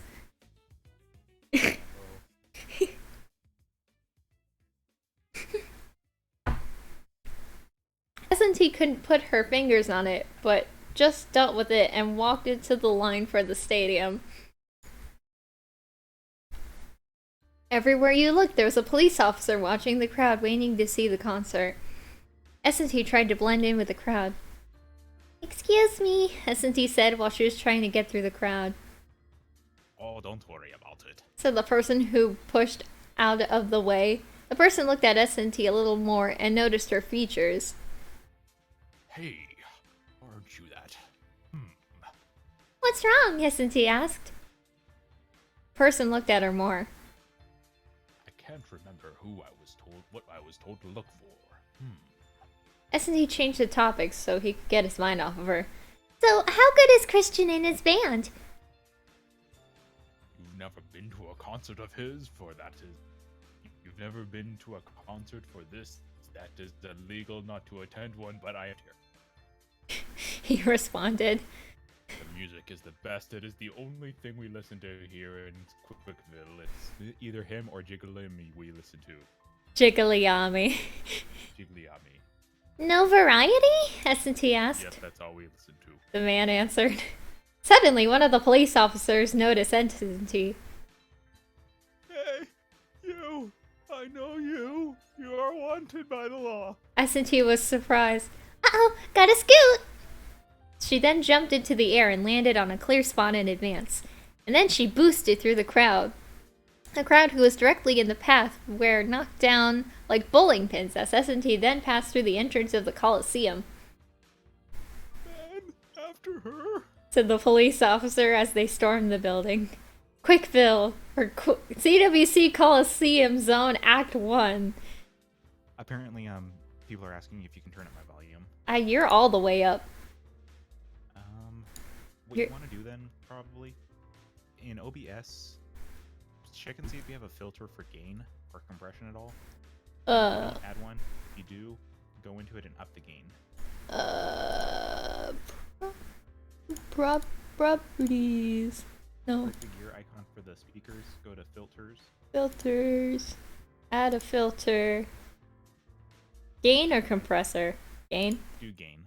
Okay. So let's do a 3. Okay, now say a word. This is me testing, so that way Courtney can check the volume. Do a little more. 420. Test it again. This is me speaking, so that way Courtney can test the volume, so I won't be so quiet. 5. 450. I do like 10. I usually have to set mine to like 10. 10? Jesus. How about 890? Hello, this is me testing the test for the testing with the speaking. 980. You are very hesitant in order to go above the number 10. It's done. We're good. Very well. So, okay, and then I'll have to adjust. I'll adjust the chill out music volume a little bit. Okay. Guys, let me know if that's better. Hello, this is me testing again, so that way everybody can Okay, hear. people are saying it's a lot better. Cool. CWC Coliseum Zone Act 1. SNT started going through the front as more police officers stormed the area. She was forced to jump and then fly to the next floor. She jumped onto hot dog stands and ice cream stands to get away. She even hung onto metal beams to get away. Eventually, she hides in the ceiling after finding an opening. She was now forced to traverse her way through the wide air ducts and ceiling scaffolding. They're Pokemon, but they mostly look like bugs. There were many wide jumps to make as she made her way. What she needed to do was find a way to get to the rooms where Chris was staying and get some answers about how she got here. She wanted to ask what was the dragon in her dream. Maybe Chris was connected to it somehow. SNT eventually came out of the ceiling when she was in the employees only section of the venue. She picked up the covering for it and jumped onto the ground. She then followed the signs saying to Star Locker Rooms. When she arrived at the locker room, she noticed a sign. Girls' locker room under construction. Please use boys' locker room. Oh no. SNT looked back at the boys' locker room. She didn't want to go in there, but if it was the only way to the main stadium, she would have to do this. She took a deep breath and went into the room. Surprisingly, there was nobody there, or as there may seem. SNT quietly snuck around the corner to make sure nobody was there. Nobody here, it seems like. Are you sure? Someone asked. Yeah, I should eat! SNT jumped back to see another hedgehog. This time it wasn't another Sonichu. It was orange, looked exactly like Sonic, and he was holding a basketball. Who are you? Bionic the Hedgehog, Sonic's long-lost brother. Sonic's Bionic said as he took the ball and spun it around his finger. Are you really Sonic's long-lost brother? SNT asked curiously. Bionic shrugged. I don't know. There was no DNA test, so we'll never know. Also, by the way, I'm pregnant with your child. Wait, what? SNT said all was a bit of silence. Bionic started laughing. I'm just kidding. This fanfiction has more standards than just a twist like that out of the blue. What are you talking about? SNT asked, recovering from the shock. Never mind about that. I'm here because I was told by Chris Chan that you were trying to crash his concert, and I will not let that happen. Bionic took up to his fighting position. SNT got ready to fight. I don't remember Sonic talking about any siblings. You never heard Sonic was in a rock band with two of his siblings? Bionic responded. I never heard that. Exactly. Back to business. This is how far you get to Christian because I am ending you here, right now. Bionic. Wait, no, it says here and now. You're in now. Bionic began bouncing the ball with his hands, and then he threw it in front of them. The ball was bouncing throughout the room. Bionic then performed a homing attack on SNT, which she dodged, but dodged right into the basketball, causing her to get hurt when the ball exploded. Bionic threw up another ball. SNT knew what she had to do. She needed to avoid the balls, but attack Bionic. He is not that different from Sonic, and she knows how Sonic fights. The fight was really easy. SNT mostly homing attacked Bionic, and after the 8th hit, Bionic fainted. SNT has won the fight. SNT got through Act 1. Rank as sweating.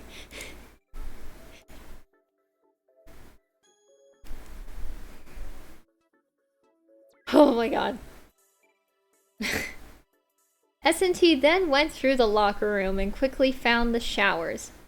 Maybe after that swim in the sewer I can wash up here. When she looked in, the shower was gross, that there were many stand on the wall, but SNT stunk so bad she didn't care. There was soup, so she hopped in the soup. Hopped in and took a quick soup. I'm at soup. What do you mean you had soup? I'm at the soup store.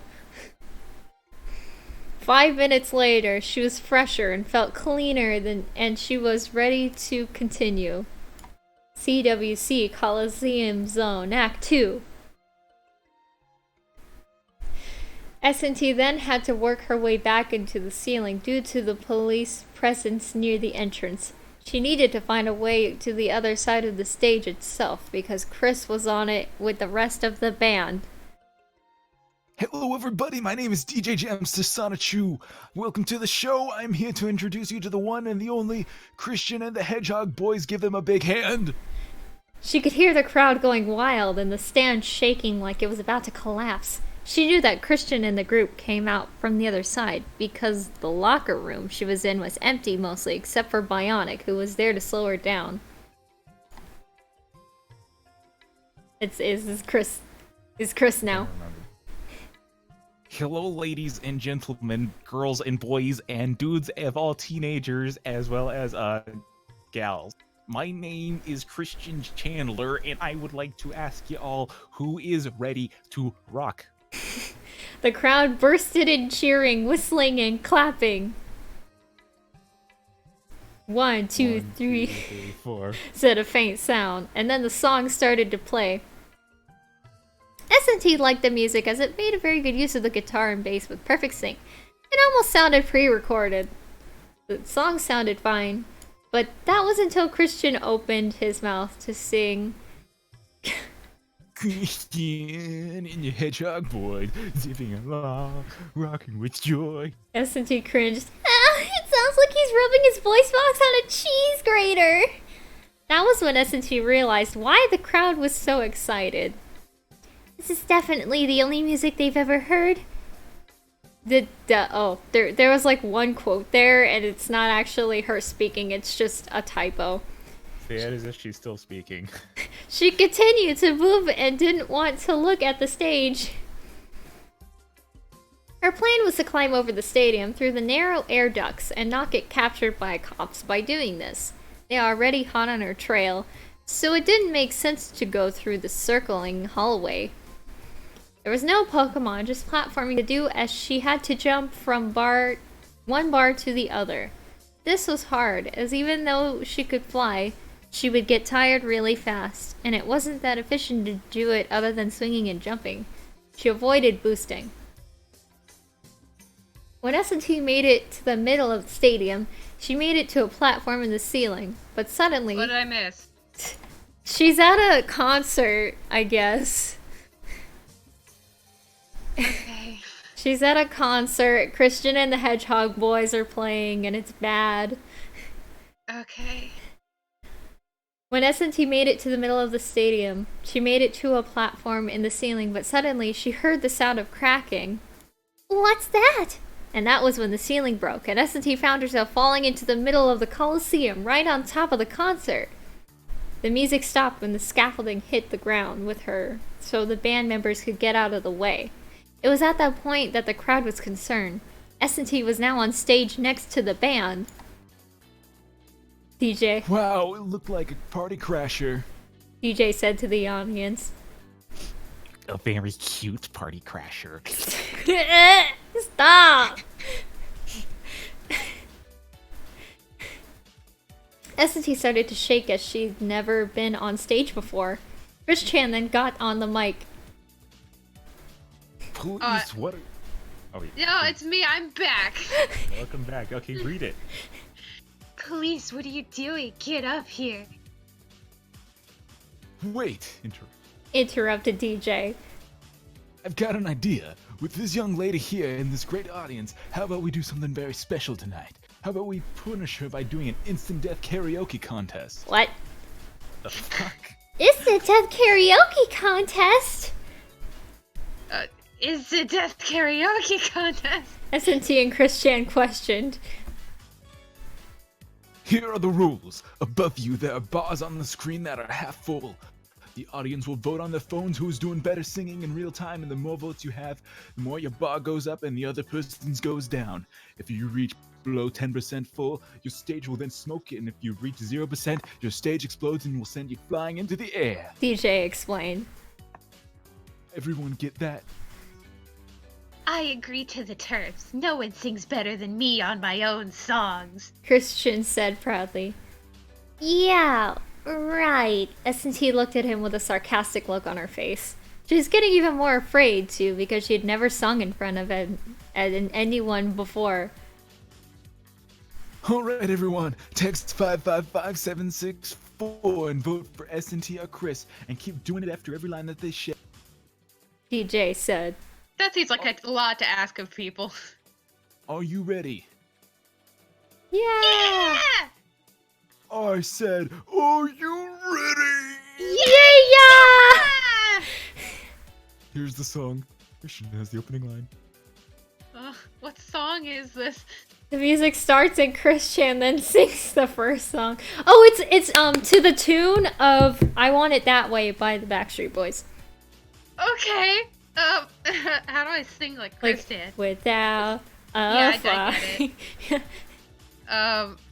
Okay, here we go. Without a fire, but a desire to not hear you say, I have a boyfriend. SNT was now up to sing the same part, but was too afraid to sing. At that point, her bar dropped down to 25%, and Chris raised to 75%. Chris then sang the line after that. This doesn't seem like it's gonna match the beat, but I'll do my best. See. Oh wait, no, this is the chorus, or not the chorus, the verse, isn't it? I don't know. No, because it ends with I have a boyfriend. I'll just do my best. And I see the ladies walking along one by one, and I never want to hear I have a boyfriend. SNT was still too afraid to sing. Her bar dropped to 5%, and now her stage was about to blow. It was like time froze around her so she could collect her thoughts. I don't know this song. I don't know anything, but his voice is so bad. If I don't sing, I could die in an explosion. The more I look at it, the more I think that this place, this world, it's all in one mind. The mind of a broken person who may be missing something on the inside. Maybe I was sent to this world not on accident, but to help him? He is overconfident in this world, like he can't lose. He created this place. Maybe I should show him that life isn't about what revolves around him by beating him at his own game. But in order for me to do that, I need to step out of my comfort zone, which means I need to scream my voice out loud. Chris Chan then starts to sing the chord. The chouse. The chouse. Tell me why I'm stuck as a virgin with rage. Tell me why I so need a cute girl my age. Tell me why I never want to hear you say I have a boyfriend. Then as SNT then followed and opened her voice for all to hear. Tell me why I'm stuck as a virgin with rage. Tell me why, so I need a cute girl my age. Tell me why I never wanna hear you say I have a boyfriend. SNT's bar then went up to 30% and Chris's bar dropped to 70%. Chris then went to the next line.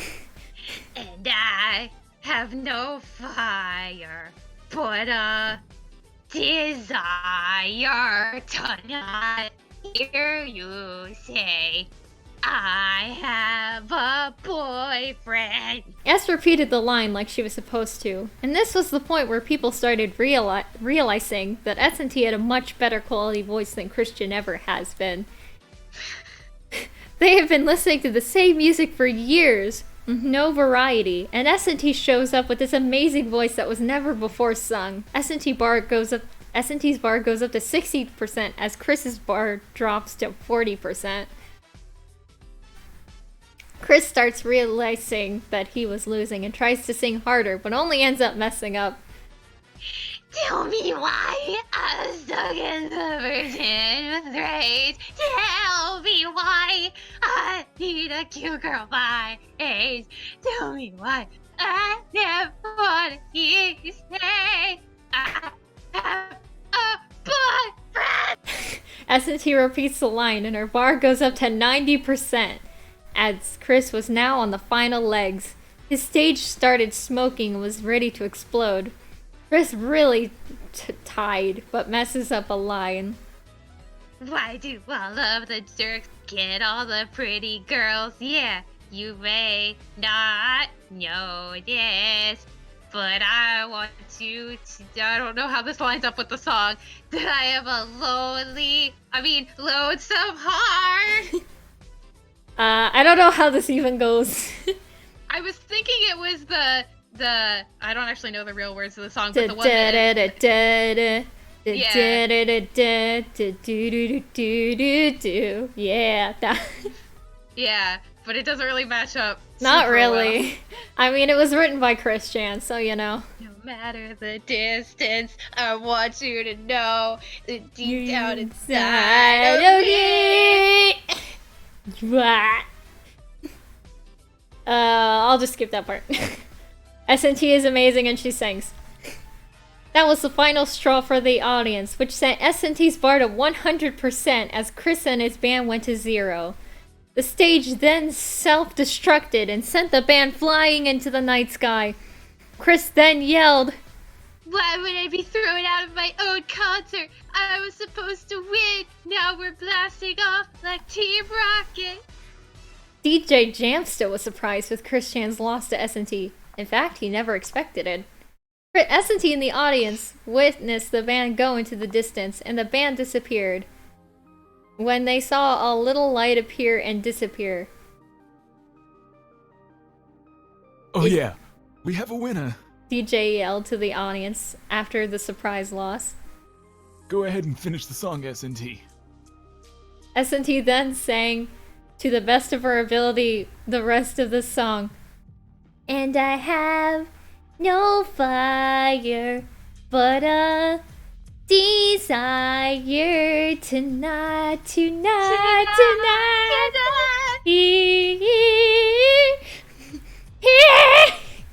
This was when SNT's voice really shined. Is it really though?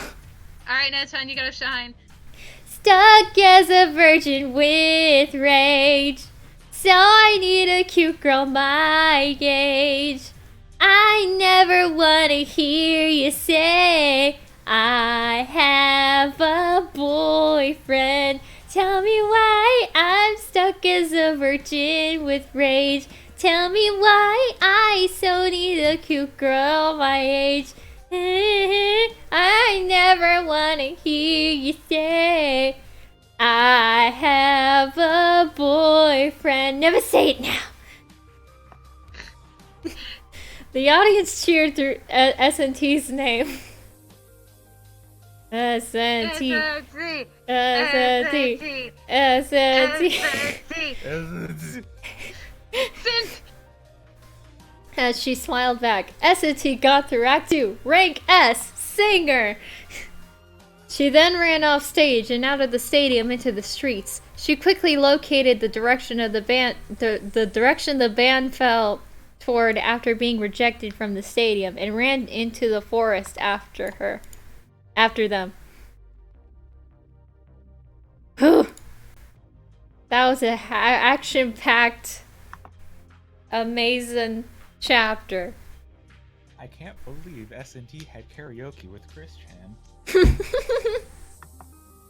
And it was beautiful. So beautiful. Next they should kiss. Ew! Hey, you two should kiss. Mm-mm.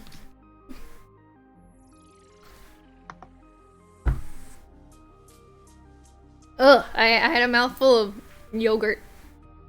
Mouthful of bees. Sure. Chapter 5, The Wild Zone. Hey, Chris Chan. Oh, sorry. Ugh. Chris rubbed his head, getting up after a large fall into the trees. He was knocked out after hitting a tree. Chris, are you awake? Sonic asked. Sonichu. Sonichu, right. You're right, There isn't even another whatever. Yeah, thanks, Sonichu. I can't believe my own citizens voted against me with my own song. He said, confused. I should have won. SNT wasn't even a citizen. She wasn't qualified to go against me. Should I be Blake? Yeah. Who the fuck is Blake? Blatchu. Black Sonichu, basically. Okay. He's like, Oh boy. it's like Shadow, but Sonichu. But he's like a clone of Sonichu, but when they cloned him, some cherry coke spilled on his DNA, and then he became Blatchu. That's how it is! Kidding me? That's how it Okay, goes! so here's a question: should I do Sonic, or should I do Shadow's voice for him, or should I do a different voice? Can you do Shadow but gangster? Well, Yes. that's the idea. I do a gangster voice. Do what your heart feels.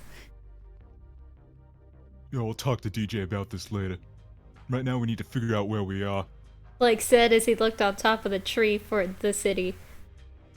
Well, she did have an amazing voice, though I should have won. Chris's eyes started to glimmer. We need to get back to the city. We also need to collect the Sonichu balls. We've collected 4 out of the 7 so far, but they're back at City Hall. SNT seems like a dangerous foe that we need to protect this city from her. Rosechu mentioned. But Chris still wondered on whether she could attract SNT's real creator from CWCville to CWCville. I don't want to destroy her yet. I don't suggest we do that until we finish our device. Yes, father! Sonichu and Rosechu agreed.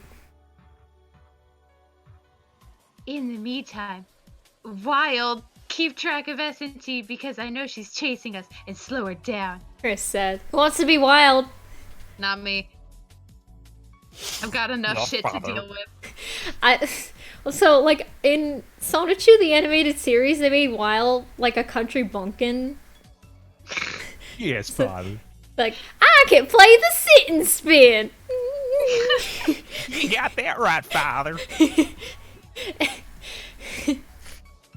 Good. Wild went off further into the forest. This is more Wild's territory, so I trust that he knows what he is doing. Chris hoped Wild the best. The Wild Zone, Act 1. SNT arrived into the thick forest and went through it. They jumped from the ground to the trees, which has vines hanging down. The Pokemon in this forest were plentiful. There was one that looked like a large green bug with knives on it that attacked her. There was another that was blue and green with a large flower on top, which SNT quickly learned put out spores into the air, which made her drowsy and sometimes would end up freezing her in place and leave her paralyzed. But it was temporary. Seems to be a lot happening here that's just being glossed over. There was another that... All of the action in this story is like putting a movie in a blender and trying to watch it as it spins around. There was another that wear just bugs on trees and shoot strings and slow her down. The obstacles was that she had to cross on narrow trees, bounce on mushrooms, bounce and swing on vines, grow plants with water she could get to higher places. It was a bit of a mix, but SNT was used to all types of obstacles back at home. She always dealt with it. She found the next large ring to find the Chaos Emeralds and enters it. Special stage. Get to the end of the stage in 1 minute. SNT knew what to expect this time, and she went and memorized all of the spikes and ring placements. She jumped and dodged mostly all of them and was able to get the Chaos Emerald. SNT got a Chaos Emerald.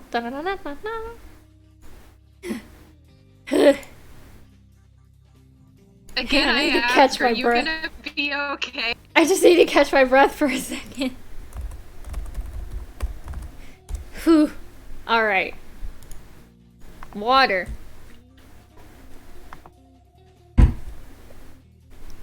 I've got 3 Chaos Emeralds now, and I still need 4 more, SNT mentioned.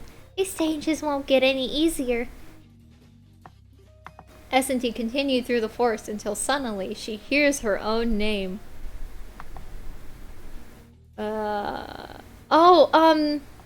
Okay, so the character that's coming up is like a witch person. So like, who wants to be a witch? I guess I'll do it. SNT! The voice whispered. That's how I whisper! SNT stopped at the sound of her name to figure out who that was. Hello? Anyone there? Then suddenly, a woman with blonde hair and a purple shirt with a silver trident. I think you mean trident. Trident, like the gum. Like the gum. Triton. Descended down from above. She was wearing underwear but no skirt. She also had red horns. Let me introduce myself. My name is Shlawil Ryam. I am a witch. Shlawil Ryam is backwards for Mary Lee Walsh. Who's that?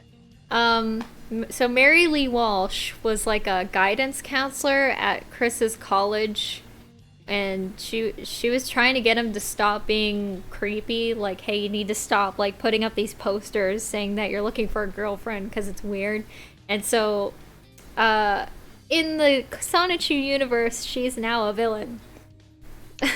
So Why did he put her in underwear? I don't know. Oh god. Instead of making her sound like a crone, you should make her sound like a seductive witch or something. Oh god. I'm fine like this. But she's like, also she's like 50, so... Hey, 50-year-olds can still be hot. Oh yeah. Hot grandma. SNT then looked at her. You mean like a good witch or a bad witch? I want you to figure that out because I want to explain my motives. She said as she got closer to SNT and got behind her. I saw you at the concert from on top of the stadium. After that performance, I had an epiphany. What was that? SNT asked. Shlawil laughed. When you sung for the first time, you exposed the citizens of Quickville to something new and exposed them to new art forms after years of oppression from Chris. I don't know what accent this is, by the way. But it's probably racist. Wait, just make her Russian. After like you get... What, Make like her like the Russian, old- normal Russian, but... Normal like the Russian or grandma. crone Russian? Make her like the grandma from Adventure Zone with the purple worm. I didn't watch Adventure Zone. Oh, I thought you said Adventure Time. I don't know if I could do that. I'm not good at accents that aren't Southern or British. It'd be like, I want you to figure it out too because I want to explain my Oh, you mean Paloma. Continue. I'm just gonna stick with crone. It's easier, ironically. Truffles from chowder. Could I do truffle? Okay, let me get a reference.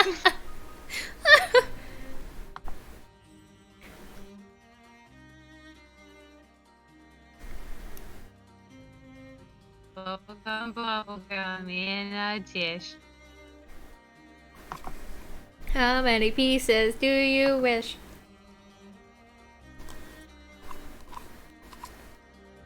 How many Okay, shrimps can so that's- do? Somehow more grating than what I'm doing now, I think. Because she yells a lot. It's just like chowder.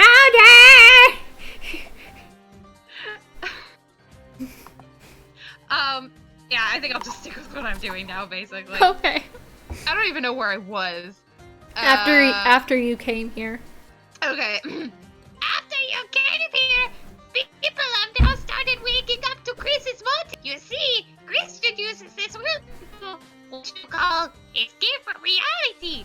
Escape from reality? What do you mean? SNT started to wonder what she was talking about. Are you okay? Okay. Are you No, I'm alright? doing something else. I got a tickle in my throat. Well, that's from doing that voice. Yeah, I know. What's like a middle ground here? Maybe just kind of remove You could the just, back from you it. could just kind of You do. see, this world is one where Chris really lives and breathes. Yeah, okay. Or you could just do a normal lady voice, considering Mary Lee Walsh is like a normal person that got dragged into this. She's a witch here. I'm method acting, Neton. Well, you see, there is a world over this one where Chris really lives and breathes. This world that you are currently existing in was all created by Chris. This world is made up of his imagination, and everything here is based off of something. She said, looking over the forest. For example, I am based off... You know, I sound like a Muppet, actually. I am based off a real-life character in Chris's life, and I recently found this out because I was trying to find out where you came from. What do you know where I came from? SNT asked. I knew you didn't belong here when I first saw you. You came from somewhere else. She mentioned. What do you remember? I remember being on Angel Island before I ended up here, and there was a white dragon with orbs on its shoulders and SNT was interrupted by Wheel putting out her hand and as a stop symbol. This confirms my theory. She got excited. You are from someone else's imagination. SNT was offended. No, I'm not. I'm as real as Sonic is. How ironic. It may be unbelievable, but that's what I think. You may not believe it at first because you have never met your creator like everyone else here has. Chris has the power to go through two worlds, one he didn't create and one he did. I wouldn't be here without it. The proof of it is in Chris's office with the portal to the world he lives in. You were somehow pulled from your world into this one, and now everything is changing quickly. Wheel mentioned. What do you mean? Am I having an effect on this world? SNT asked. Wheel nodded and smiled. When you sang in front of the audience and showed off your voice, just like I said, you exposed people to new art forms other than Chris's. Now the effect is that people back in the city have been waking up out of their brainwashed state that Chris has been doing to these people for years. This was something I wanted to do for a long time. I want to destroy the mind of Christian and ruin his world. You being here has already started having that effect, and by the time Christian gets back to the city, the people will overthrow him.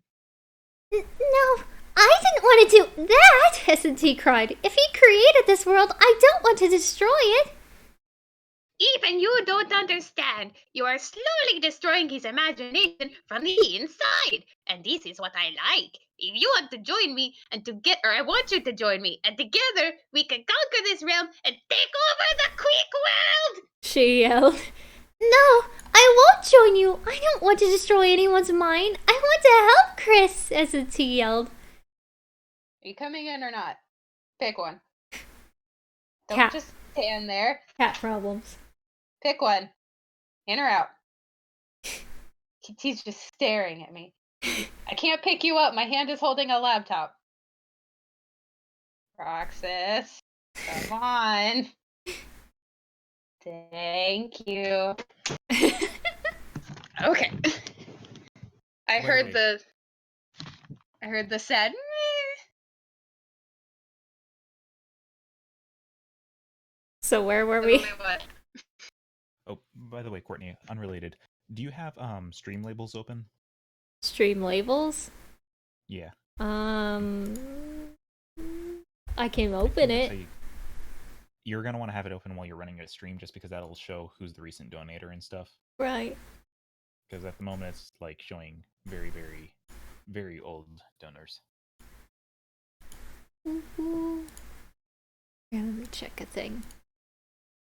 Stream labels? Are you there?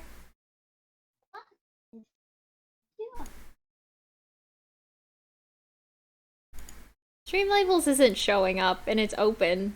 So like, not sure what the problem is. Wait, it's not showing up, but it's open? It's open, but like when I maximize it, it's like not doing anything. It's like I don't know what's happening. Let me try again.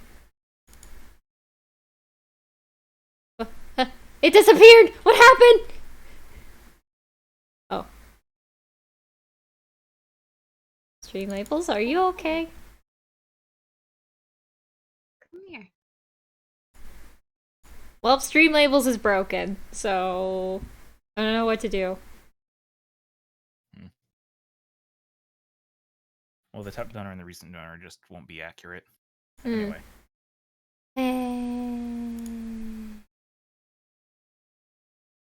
Well, it's accurate on my end, so I don't know.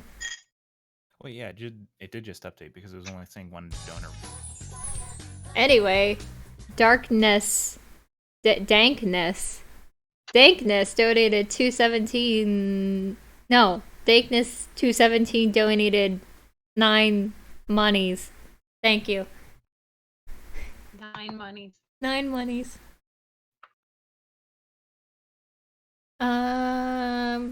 Okay, well, I'll deal with that later. Anyway, what was happening? I don't know. Oh, it was your turn. It was you have not seen anything, blah blah blah. Okay. You have not seen anything in this world yet that would scar you for life. You don't know the extent of what is inside this world, because this world has many crazy things we do that you would want to destroy it. But I will let you figure that out yourself. But no matter. When the people start rising up, then I will get the people in Quickville to join me and overthrow Chris as their mayor. Schlawwheel yelled. Then they will crown me as the ruler of Quickville, and we can rename it to Schlawwheel City. I won't let that happen! SNT stood up, ready to fight. Persistent, are you? No matter. The process has already started since you sung to the audience. Even if it happens slowly or quickly, the process will end with Chris being overthrown and a new leader taking place. I'll make you eat those words! SNT pointed and yelled as the fight started. I already sound like I'm eating my words all of the time. Schlawwheel opened up with disappearing into the surrounding and then copying herself into 4 of her. SNT then boosted into each one of them, and one of them happened to be it. She then homing attacked Schlawwheel. Schlawwheel then went into the air and spun her trident as it shot lasers out of it. Lasers SNT had to dodge by moving carefully. After that, SNT homing attacked again and hit her head on. Schlawwheel then did the 2 things over and over again, this time changing it up bit by adding a ground pound with a shockwave with her attacks. But after 8 hits, Schlawwheel was down. That was anticlimactic. So if you go up to anyone in this whole world and just hit them 8 times, that's it. SNT got through Act 1. Rank S. Sleepy. I knew we were gonna start running out of words. SNT then looked back at Schlawwheel as she moaned getting off the ground. Schlawwheel then took out her hands. A large beam of light came out of the witch's hands. Are you okay? I'm fine. And hit SNT directly, but she didn't feel a thing. What was that supposed to do? SNT asked, giggling. That was my final gift to you. You will know what it does in a few seconds. She said with her weakening energy. What are you talking about? Ah! SNT was surprised by a tree falling on her, but she moved out of the way just in time. Enjoy your bad luck! Bad luck? SNT asked in curiosity. At that moment, the ground opened up under SNT, and she fell in, hitting many logs on the way to the bottom. The Wild Zone, Act 2. SNT fell onto the ground below with her feet, and the full floor that was below her was now falling on top. SNT was able to dodge and boost through the underground. The cave was collapsing on top of her as well. It was like everything was out to get her all of a sudden. Everything on this area wants to kill her. You have vines breaking while she was swinging them, branches cracking that she was stepping on off trees. It was like if she was made the timing, she could have made it to hop to the top route, which is usually faster. That's meta. That's meta writing. Everything in this is confusing. The Pokemon in the forest where not much better, as she learned. She was always being knocked into beehives filled with bee-type Pokemon that she had run from by finding a nearby body of water and swimming away. The water wasn't much better, as she was always swarmed by red kingfish and a whale that almost tried to eat her. It seemed that the bad luck and misfortune had really taken its toll on SNT, as she had been through a lot, so it seems like she was tired because she couldn't stop moving. Eventually, she found another big ring and dived into it to get away from the mess. Special stage! Get to the end of the stage in 1 minute. SNT hoped her bad luck would change on this stage. She started badly, but then did well as there were even more spikes to dodge this time. But she barely made it by 1 second to the end. SNT got a Chaos Emerald. SNT continued with the area thinking that her luck has changed. And it was a little better, but not good enough. Another tree was falling down with her on it. She eventually found herself in a swammy clearing in the forest where the water was shallow and the water was shallow and the water was up to her knees. Isn't that the same thing? Suddenly, she is grabbed by a group of vines wrapping her hands and was now being pulled into a tree. She quickly boosted onto the water to swing on top of the tree, quickly realizing that there is a vine-wrapped ball on top of the tree that seemed alive because the vines were moving all around it. She then boosted on top of it, causing it to roll onto the tree below it, creating friction and causing a fire below it. She was then kicked off of the ball by being smacked by the vines on the top back into the swarm. SNT just then had to play waiting game as the fire was getting larger as she avoided the vines by going around the burning tree. There are so many run-on sentences. Eventually, the pressure inside the ball was too much, and it caused an explosion of burning vines, revealing Wild Sonichu controlling the ball as he jumped out, and landed behind SNT. Yo, thing, I'm done. This is Hey! this is wild. Wait, is this wild or is this? It's fun? wild. Oh, So it's mine. I thought it meant like a wild Sonichu. No, Y'all think I'm done yet? he said as he prepared for the next phase of the fight.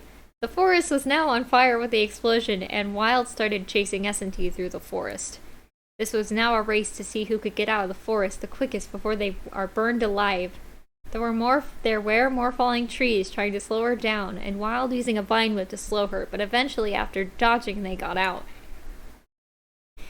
But the fight wasn't over yet. Wild then used an attack that shot leaves out of its mouth that she had to dodge because they were sharp. Did he just barf up leaves? Barf up laser leaves. Nick Print donated $2. Thank you. Barfing leaves. SNT homing attack and it hit him, but Wild also used a thunder attack, which SNT avoided. Then using a similar attack when Rosechu tried to wrap her in telephone wires but with vines, but SNT grabbed them and flipped Wild on his head. After 4 more hits on him, Wild then said, Hell, let me go out with a bang. Then he started to realize tons of light out of his body. SNT had to find a nearby rock to hide behind, as she knew what go out with a bang meant. Wild then self-destructed, sending an explosion out to the surrounding area, but instantly faded. Wild was down. SNT got through Act 2. Right guess. Safe. That was really tiring. SNT was out of breath and wanted to rest, but she wanted to find her way back to the city. The forest abruptly ended, and now she was on a coast of the water. The forest had a blaze behind it, but it was a raider wet, so the flames won't go on for long. What? I don't get what that sentence meant. Welcome to the fanfic. SNT then went to Wild. Where's Chris? I can't tell you. He went to go work on a secret project and you'll be quite surprised when it's done. Wild said, breathing hard. Based on what you just told me, he must be going back to the city, SNT determined. She then zoomed off to the city, this time following the coast. Oh shucks, you weren't supposed to find that out. Wild yelled, but she was too far out. Far out. Yeah, far out. Ooh. How much of this are you doing today? I don't know.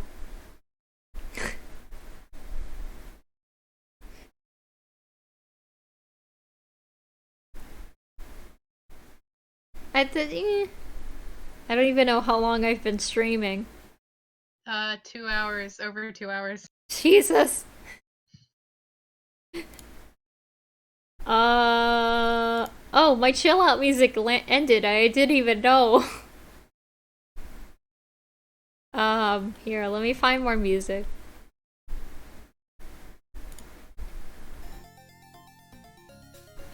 Here we go. Let's do another chapter. Maybe I could do like half. I could finish chapter 6 and then see how we're doing. Make sure also that the music isn't too loud compared to the volume because it's going to be affected by the gain as well. Yeah, I know. I turned it down when I did the gain, so it shouldn't be that bad.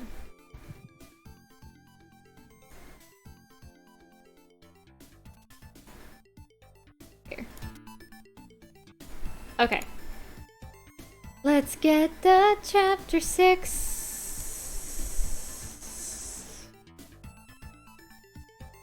Chapter 6, White Lagoon Zone. Huh.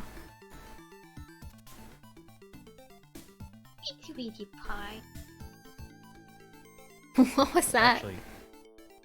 That was me saying hi to my sweetie pie. Actually, Courtney, one thing that you might want to do. Hang on, I had a donation. Cho Soy Games donated $2.99. Thank you. Now what? It might actually just be good to turn your own mic in OBS down a little bit. Gotcha. So that way it's balanced with everyone else. Like, turn it down, like... I got it. This should be okay. I think. Probably. Maybe. You guys let me know if it sounds good.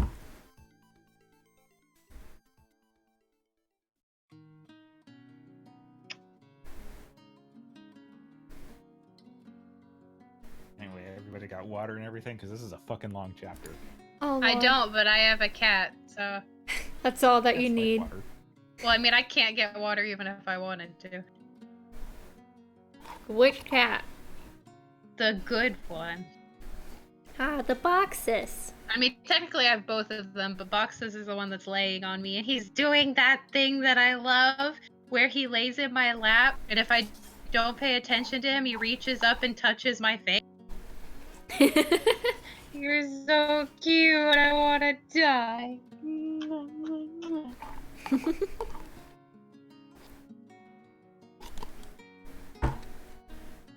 Ugh. Okay. I finished my yogurt. Are you powered up and ready? Some random weeb donated $1. This is gonna get really weird, so good luck. Oh boy! Oh god.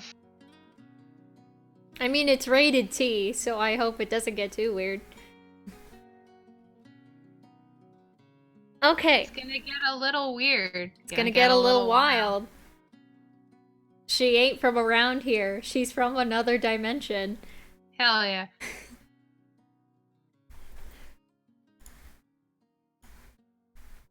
Gonna have a good time. Okay, I'm good. Chapter 6, White Lagoon Zone. Chris-chan, Sonichu, Blake, and Rosechu are making their way to the city on the beach when a small yellow firefly Rosechu with green clothes on notices them walking on it as she was enjoying the sights of the water on the beach. So this is fuck is a firefly Rosechu? Zephina is apparently her name. Oh, I remember her. She's like 6. She really Oh, likes Navi's voice. I already have like 3 of the people involved in this scene, so. You want me to read it? Yes. Oh, Be a God. 6-year-old girl. Be a 6-year-old. Hey, Rosechu. Oh god. She said with a smile. Oh god, there's a donation. Klaus Light donated $2. Happy birthday from me and my dog. Aw, tell your dog I said hi.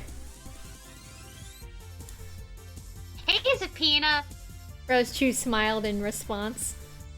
I want you to know that I have uploaded those pictures that we took yesterday on the internet. No one was supposed to see those. Sabrina mentioned. Rosechu then nodded. Good. Now the internet will know how much of a woman we really are combined, I guess. In the meantime, we are trying to get back to the city, and I was wondering, can you go find SNT and try to slow her down? I see you. Please take your claws out of my face. So, I know what they're talking about.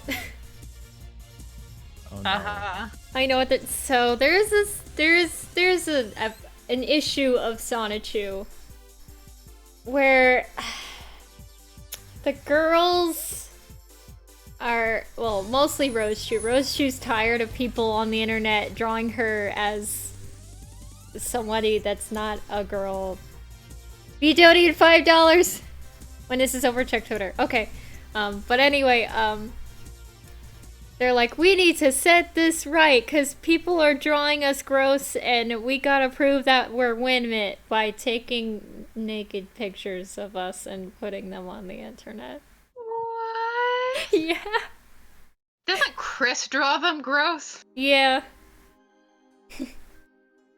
And most of the pictures that were in the issue are traced art. So, And also, Zapina is 6 and helped take the pictures, so I'll leave you with that notion. Okay. Stranger danger. Okay, moving on, who is that? Who is that? Zapina asked. That's a light blue hedgehog. That's Sonichu. It does. Okay. That's a light blue hedgehog mix heading this direction. Sonichu cut in. She's trying to find us, I know it, but we need more time to put our plan together. She's already defeated some of us, so she is not meant to play around. Zapina then thought for a moment. He's female, right? What if he could join our cause to strip for women's rights? Women's rights! Jesus, no. Hey, that's not a bad idea. Rosechu thought. Maybe we can persuade her to joining us. I want you to know that we don't have a lot of time to chat. We need to get back to the city quickly. Chris mentioned. We'll talk to you later, Zapina. Keep editing those pictures. Make my titties just enormous. You got it. Rosechu said as she ran off with the rest. Blake stayed silent through the whole conversation, thinking to himself. SNT, time is coming. Zapina started flying in the opposite direction toward SNT. White Lagoon Zone, Act 1. SNT started off boosting on the water and eventually finding a surfboard and shredding the waves. The waves were as big as tidal waves and were big obstacles as SNT had to avoid trash in the waves. Eventually, she jumped off of the surfboard and gets back on land where she had to jump off palm trees to cross lagoons and shallow waters. She had to dodge tourists on the beach because if she hit them, they would be in for quite a ride through the air and into the water. When SNT went into the water, she had to platform over colorful reefs and fish-type Pokemon. The Pokemon here were a variety of fish and crab-type creatures. One looked similar to Dr. Eggman's robots. There was one Pokemon that was an octopus that would shoot poison at SNT. Another Pokemon was a large white eel. Ale. It was Ale. It was one of the most beautiful Pokemon she had ever seen. It would shoot water and ice beams at SNT. Once SNT got through the first part of the lagoon, she saw a human standing on the beach who just so happened to notice her. Hey, stop! She yelled. SNT then put her feet out to stop herself. You look like that hedgehog girl. You're the girl that defeated the Quickville later in karaoke contest. SNT then asked. Yeah, I am. What do you need, sir? You see, I'm a gosh-dang Pokemon trainer, and I believe in preserving Quickville to its glory. So I must stop you from causing more harm to the city. The city's a disaster now that you got here, and the balance of the city has been thrown off. He must be what Shalia was talking about, SNT thought to herself. And for that, you must pay. The trainer then took a ball off of his pants and threw it. Oh. Oh my god. Come on, I choose you. The ball then let out a streak of light, revealing a human-sized Pokemon, which has a green helmet and arms and what appears to have a white dress on. It also had a red fin crest on it. SNT tried to run away, but then Come on, use Misty Terrain. the area around her turned into a pink mist. SNT was forced to fight. SNT then used a homing attack on Gardevoir, which hit. You psychic. After hitting the Pokemon, she was grabbed without being touched and plowed her into the sandy ground below. Yeah, I did. SNT then used a boost on her, taking Gardevoir off of her feet. The Pokemon then recovered quickly. It seemed like the attack took half of the Pokemon's health. Okay, let's step this up. The trainer then took his watch on his arm and touched it. The bright light then appeared and surrounded Gardevoir. That was when the Pokemon form changed into a much larger dress and with larger, more delicate ears. Gardevoir use Moonblast. The Pokemon then used the moon in the sky and absorbed its light to preparing a beam and shot it at SNT. SNT dodged, but behind her it hit a tree and a tree exploded. Ow, that would have hurt. Use Hyper Beam. The Pokemon then shot another beam out of itself. SNT dodged that, and it hit another tree, which caused a much more powerful explosion. Gardevoir was now disabled for a turn to recharge. This gave SNT a chance to finish Gardevoir off. She then homing attacked it twice, which the Pokemon could not take any more hits. Gardevoir reverted to her original form, then fainted. SNT got through Act 1, rank SS, Sandy Seas. SNT then ran off as the trainer then went to go pick up Gardevoir. Gardevoir, you're the one, you'll be fine.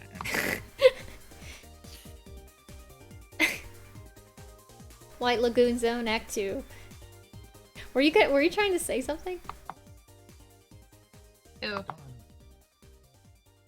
Okay, I guess it didn't matter. The second part of the lagoon was more active than the first, as there were more people then and more beach houses, considering the fact that she was getting closer to the city. There was also quicksand that she was quickly learned she could fly out with intense force. For some random reason, people were building these large sand castles on the beach to the size of actual castles, so SNT had to go through there and do some platforming. There was even a small swimming pool in there and a dining room. Who would be living in there to build all of that? She wondered. She did go back into the sea and did some surfing actions as the wave were now even higher with the increased wind speed. You could see that it was a little stormier than usual. SNT was able to boost on top of the shallow water and avoid all types of Pokemon fish in the water, which would randomly pop up. She then approached a large sand castle with a large sandy wall on it. The wall kind of blocked SNT's way to the city, as it was the last obstacle standing in the way. There was a large door on it. Hey, SNT! Said a cute voice on top of the wall. SNT then looked up to find a yellow Rosechu with firefly wings. Hey, come in peace for now. How are you feeling? I'm feeling great, but I wish to get past this wall so I can get to the city, SNT said. Let me introduce myself. They then took a couple of pieces of paper and collected them in her hands. My name is Zapina Rosechu, and I am 16 years old. Okay, not 16, but it's still bad. Nice to meet you. Can you open this wall up so I can get by? SNT asked. I would love to, but I have a proposition for you. Zapina proposed. Head Have you ever seen any fan air of yourself? What is fan air? What is fan art? SNT wondered. What is that of myself?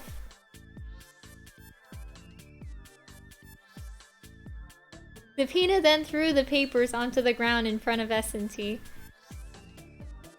This is fan art I found of you depicting you in adult situations, and they depict you in what you call a male attire.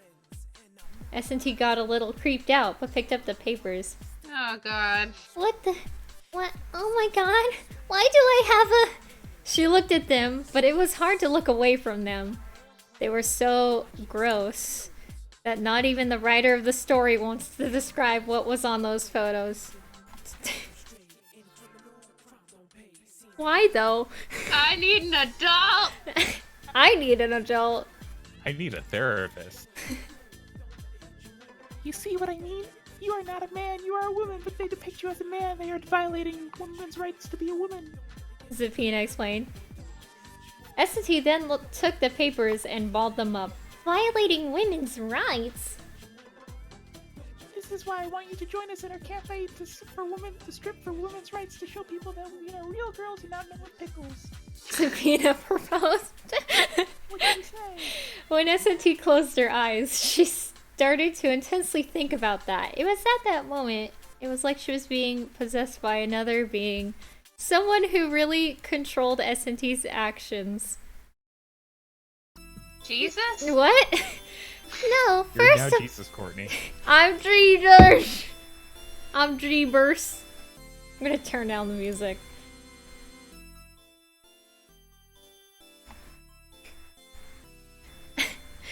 No, first of all, there's a lot wrong with your proposal. Like what?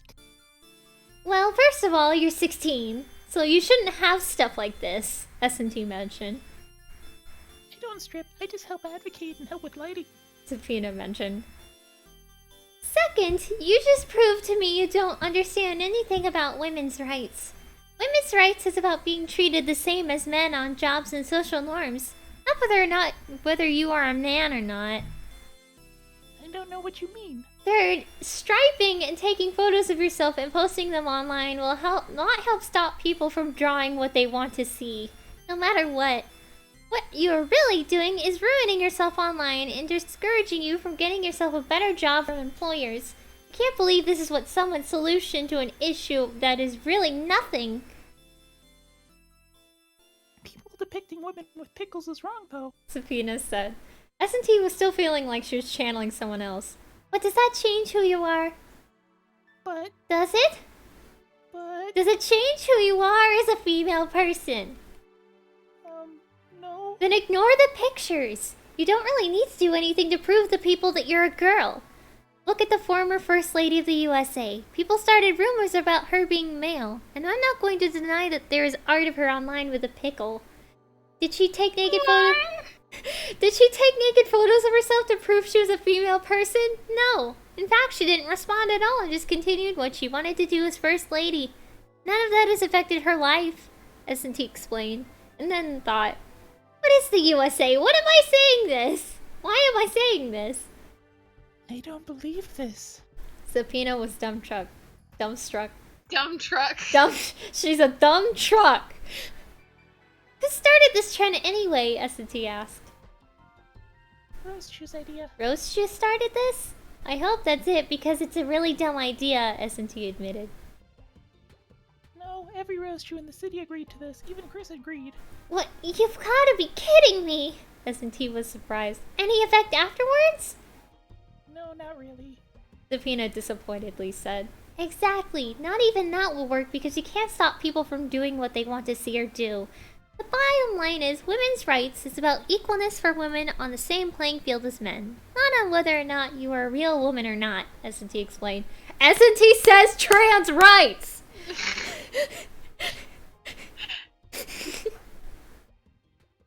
This was when it felt like she stopped channeling someone. Wow, I can't believe I said all of that. It didn't feel like me at all. No, apparently you say trans rights and she doesn't think about it. SNT says trans rights. No, you're wrong. You're supposed to join me and help us.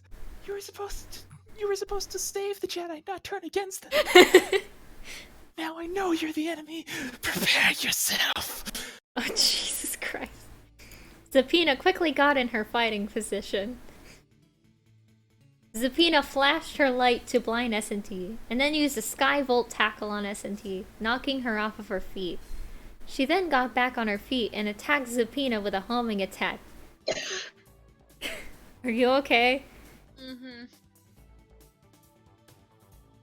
Zapina had a range of attacks. One that shot strings at SNT, another which formed a ball in her hands made of electricity that she would throw at her.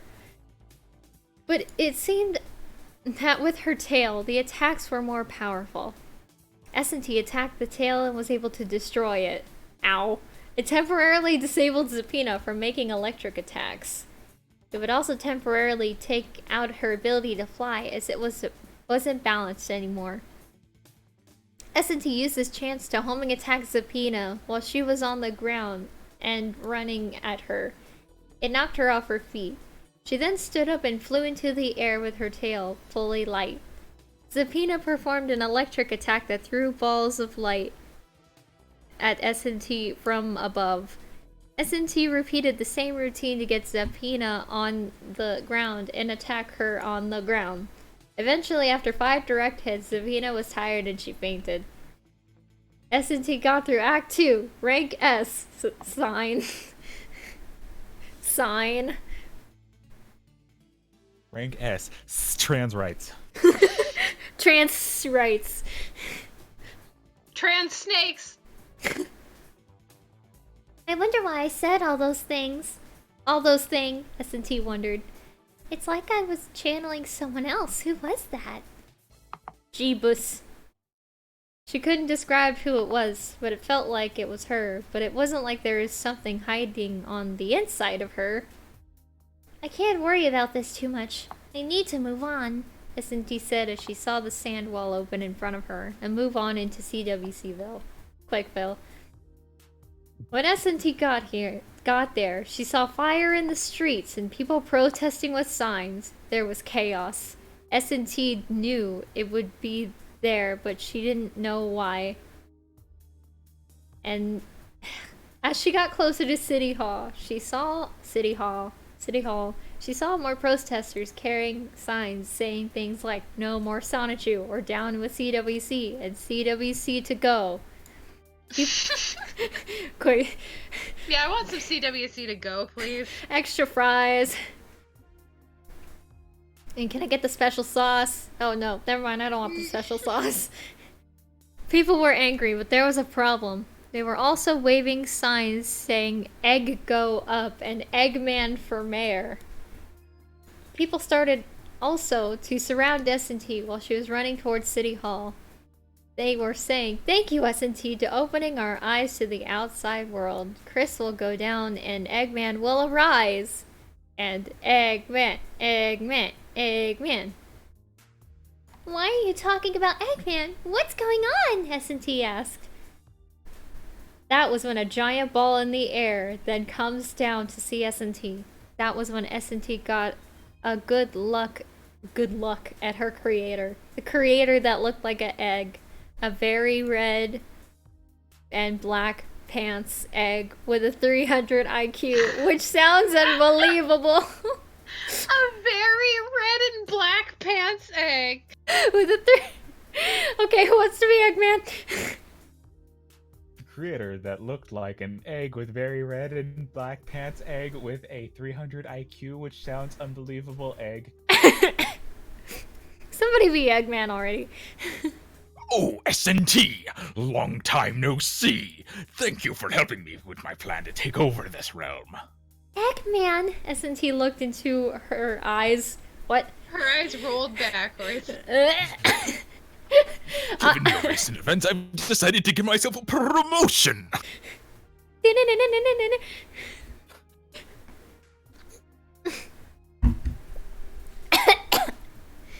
Corny, you are a great reader. Thank. Oh my god.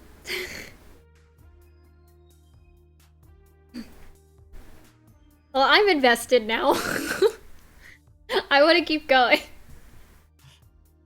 Well, SNT snooping as usual, I see. First, I need to pee real quick. You two entertain the world. I need to get my pills. I'll be right back. Then okay, John, I guess entertain it's them. Okay. Hey guys. What's up? I have 2 cats here with me, and oh, he's sleeping like an angel. Oh, I gotta take a picture. Hang on. He's like on his back with his little tummy out, and his are just down at his sides, and he's so. No, don't move, you bastard! God. Okay. Oh, actually, that picture kind of turned out real nice. I'm keeping that. Anyway, his name is Roxas, because I'm a nerd, and I love him. That one's named Avi, which is the background character from Taz, because I'm also a nerd. And they're very soft and nice, and they make the purry noises, and gingerbread. I ate eggs for breakfast. They were good. One time I fought a kid at PE because he was bullying my cousin, and then afterward I cried because I couldn't handle the stress of the conflict. One time a guy pulled up beside me and asked if I'd seen his dog, and I thought he was trying to kidnap me, so I ran for help, but it turned out he really was looking for his dog, and then he found it. I felt like an idiot. What So great that was stories. fun.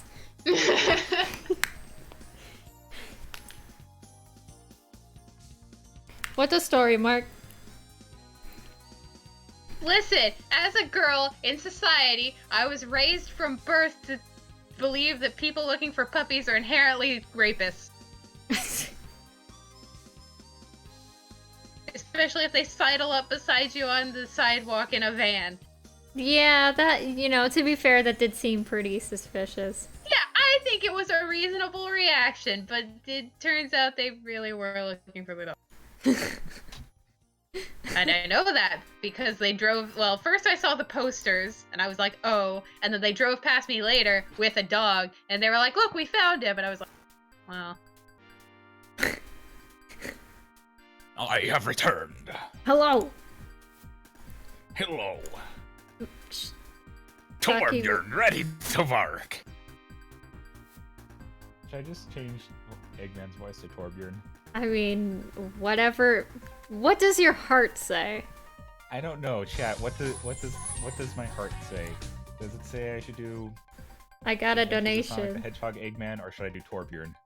You might want to stop at the end of chapter 7. Trust me, you don't want to read chapter 8. Oh no. Oh no. What does that mean? Yeah, me too. You're taking a peek? Well, you're in it, so that's not a good sign. Oh no! Sexual Speedway Zone. What? Yeah, maybe not. That's Okay, I'll stop after chapter 7. Anybody that wants to read it can, I don't know, find it themselves. It's just called SNT versus Sonichu. But I will be reading chapter 7, because I'm invested. So... 4-cent egg zone. 4 cent. Oh, that's 4 cent is what Chris Chan calls 4chan. Oh my god. Yeah. By the way, chat, what was the verdict? Adventures of Sonic Eggman or Torbjorn Eggman? What was the consensus?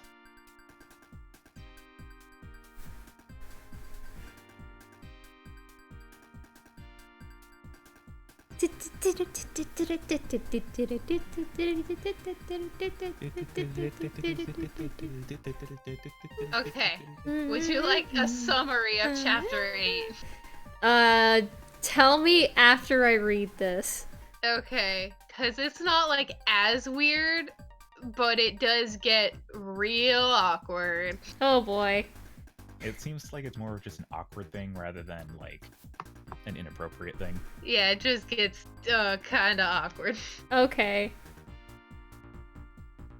Then I'll stop after chapter 7. I mean, we're almost on 3 hours of streaming anyway, so... Yeah, I got 1 vote for Adventures, 2 votes for Torbjorn, I see more for Torb. 2 more or another for Adventures. I say just go with what your heart feels like. I'll switch between it every other line. SNT and Alright. Eggman. With chapter 7, 4-cent egg zone. SNT and Eggman look at each other intensely. What are you doing here? I didn't think that you would be here, SNT, but I guess I could explain how I got here. Eggman then looked up at the highest building and saw his own face, then smiled. You see, after Sonic defeated me recently, I went to Angel Island to perform my next plan. I was going to summon a goddess of space to transport me to another world to take over. It was perfect. Sonic would never be able to follow me and won't stop me. Once I got here, I was interrupted by you. SNT's memory started to come back. I remember. SNT was at the Angel Island base when she was watching the robots repair a portal. That was when Eggman came into the area. Sonic, that blue nuisance is wrecking all my plans. He said angrily. No worries, I have the plan to move the different way to a different I completely fucked up. I have the plan to move away to a different universe. Oh no. SNT said while in hiding. Once this portal works, with all the Chaos Emeralds in my hand, I will then attempt to travel through the multiverse and take over another new world, without Sonic's interference. Eggman laughed. Eggman then appeared from behind a column and attacked the robots around, causing many explosions. Eggman notices. Badniks, get her! She was able to fight off the army of Badniks. But while she was in the process, Eggman turned on the machine. You're too late, SNT. I will soon be able to escape to another world and take that place over. That was when suddenly a white dragon appeared out of the portal and looked at Eggman and roared. This must be the goddess of space. You shall listen to me as I am the great... Oh, wow. Eggman was picked up by the monster. Hey, put him down. SNT tried to homing attack it, but in the process accidentally breaking the machine, causing to warp space itself. Suddenly, the Chaos Emeralds are sucked into the portal. SNT is grabbed by the dragon out of the air, now holding Dr. Eggman and SNT in its arms, but was then thrown off of its feet with the hole behind it. It then let go of the two as they try to hold on. They were all being sucked into the space hole. The monster went back into the hole, but Eggman was trying his hardest to hold onto something, but then let go and then held onto SNT's leg. What are you doing? SNT asked, trying to save herself. You caused this mess, and now I'm taking you with me. Eggman answered. Eggman was so heavy that SNT could not hold on anymore and let go of the tank she was holding onto. They both fell into the multiverse, now losing each other, immersed in darkness with only the stars and universe around them. That was when SNT passed out. Since we lost each other, I have made it a mission to take over the city while you sang to the audience and expose them to other media. I knew it was my chance to take control. So I used the people to come to my side and take out the mayor and put me in as ruler of Quickville, or whatever I want to call it. Robotropolis. Eggman explained. You can't do this. I won't let you. SNT prepared to fight. I'm going to let you get to me first if you need me. I'll be pondering my projects in the tallest building atop the tallest building in the city. Come to floor 66+6 if you want to see me again. Eggman challenged SNT to do this. All right, I'll be there in a flash. Then SNT then began to run as Eggman then flew up to the top floor of the building to wait. SNT then ran into the building. 4-cent Egg Zone, Act 1. Oh, this is the building that was in that one issue of Sonichu where like they had to go to each floor, and each floor was just somebody's stolen artwork and them commenting on it. It was stupid. How do you know all of these Christian comics? I study it in my spare time. I don't know. I saw a dramatic reading of the comics and I watched it, okay? I don't actually find this surprising at all. It's interesting to me. SNT started in the lobby of the building, and she saw that the elevator wasn't working. This means that she would have to climb the building herself. Of course Eggman wouldn't make this easy, SNT said to herself. She was forced to find her way and jump to the second floor by boosting up the wall and onto the second floor. She then had to keep climbing to the third and so on. She had to do a ton of parkour with wall jumping, running up walls, and jumping from platform to platform. The contents of the floors had all kinds of gossip on the walls, probably taken up by the previous owners, haha! The content was pretty horrible. It talked about all sorts of slander for Chris, who was the mayor of Quickville. The walls had plans to troll the mayor because he was really gullible in falling for these tricks. SNT ended up running into all sorts of rooms with all kinds of gossip all over, but she soon found herself surrounded by things she didn't want to see. It reminded her of the pictures Zapina gave to her. They were all drawn up of all of the characters in this world and that she had seen and haven't seen, and they were a mix of good drawings and inappropriate pictures. There were even some of Sonic. Sonic kind of looks good with it. Never mind, SNT said to herself. SNT would never say something like that. She is asexual! What if Sonic was just wearing a suit? If Sonic was wearing a suit, then yeah, that'd be fine, but there were... A suit and no pants. And no pants. Well, Sonic never wears pants anyway, so... Well, then, if there's no suits, if there's not... No, wait, I know what it was. It was Sonic with the long gloves. Oh, God! Where he looks like... He just rolls up his gloves and socks, and he's like, oh, yeah. Ladies. Ladies. There were no Pokemon but Bagnicks that SNT had to avoid. It was a mix of all the types of robots Eggman had used against Sonic. SNT could just boost into them because she already knew they were easy to take out. SNT soon ended up finding a large ring. I still need 3 more Chaos Emeralds! And jumped into the ring. Special stage, get to the end of the stage in 1 minute. The stage was a lot harder because there wasn't just more spikes. But SNT also had to now jump over gaps in the road she was on, or it was game over. The rings were also more scattered and becoming less common to collect. It was hard, but she barely made it, just by 1 second left on the clock. Are you okay? What happened? Netchan, are you alright? I rolled over and my ovary, like, fucking ripped. Ugh. Oh, are you okay? Yeah, I'm fine. Alright. SNT got a Chaos Emerald. SNT continued to climb the building, but once she reached the 33rd floor, she came into a glass room with the city all around her. Just when she was about to climb the stairs to the next floor, she hears a voice. It's another Sonichu character. Did you want to do it, Saki, or should I? Who is it? It's a purple Sonichu. It's a purple Sonichu. I have to find out where we are. Purple Sonichu right behind her. Yeah. Okay. Stop, yelled a voice. What am I going with here? I think it's like the psychic one. So it's make him sound like this, like James, except more forced. Stop! Stop it, Ron!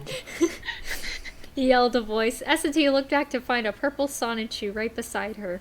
It seemed that he came after her. Father has asked me to take care of Eggman. You can stop here. You could get yourself hurt if you continue. I appreciate your concern, but I must continue. As I see Eggman as... Wait, who is your father? SNT suddenly thought about. Is he a superhero? Is this your first mission, or is he sick? Why would he be sick? Well, father is really Chris. The Sonichu said. Wait, what? You're not even biologically connected to him. How is that possible? SNT asked. Well, Chris created us with his genius mind. He said. I was born from an egg and raised by a Mewtwo, but he called him father because he's the mastermind of the Sonicus. He responded. Sonichus! Sonichus. He responded. That's really weird, but I don't even want to question it because I've seen just about enough of this world, SNT admitted. Everything here is messed up. This place is perfect. How dare you insult this world that Chris has created? He responded, offended and crossed. It doesn't matter. I need Eggman to get out of here, SNT said, about to run off. You can't face Eggman. You're too weak. He admitted. This is why Chris sent me. Magi-chan is one of the most powerful Sonichus in this world. I think I can take him. I faced him before and I have one. This is just another day for me. Wrong kind of one, but okay. SNT admitted, but Magi didn't care. You must turn back and find Chris, as he will keep you safe from Eggman. Magi said. But after all of what Chris has done for SNT. Why would I go back after he attacked me already? Why would I trust him? I'm powerful enough to stop Eggman, and there's nothing you can do to stop me from taking him down. Then I will take you down, and if I beat you, you must turn back. Magi dared. Deal! SNT dared him and got on into her fighting positions. Magi started admitted psychic waves and started throwing all... Hang on, I need to do something. Magi started admitted psychic waves and started throwing SNT all over the room and into the ground.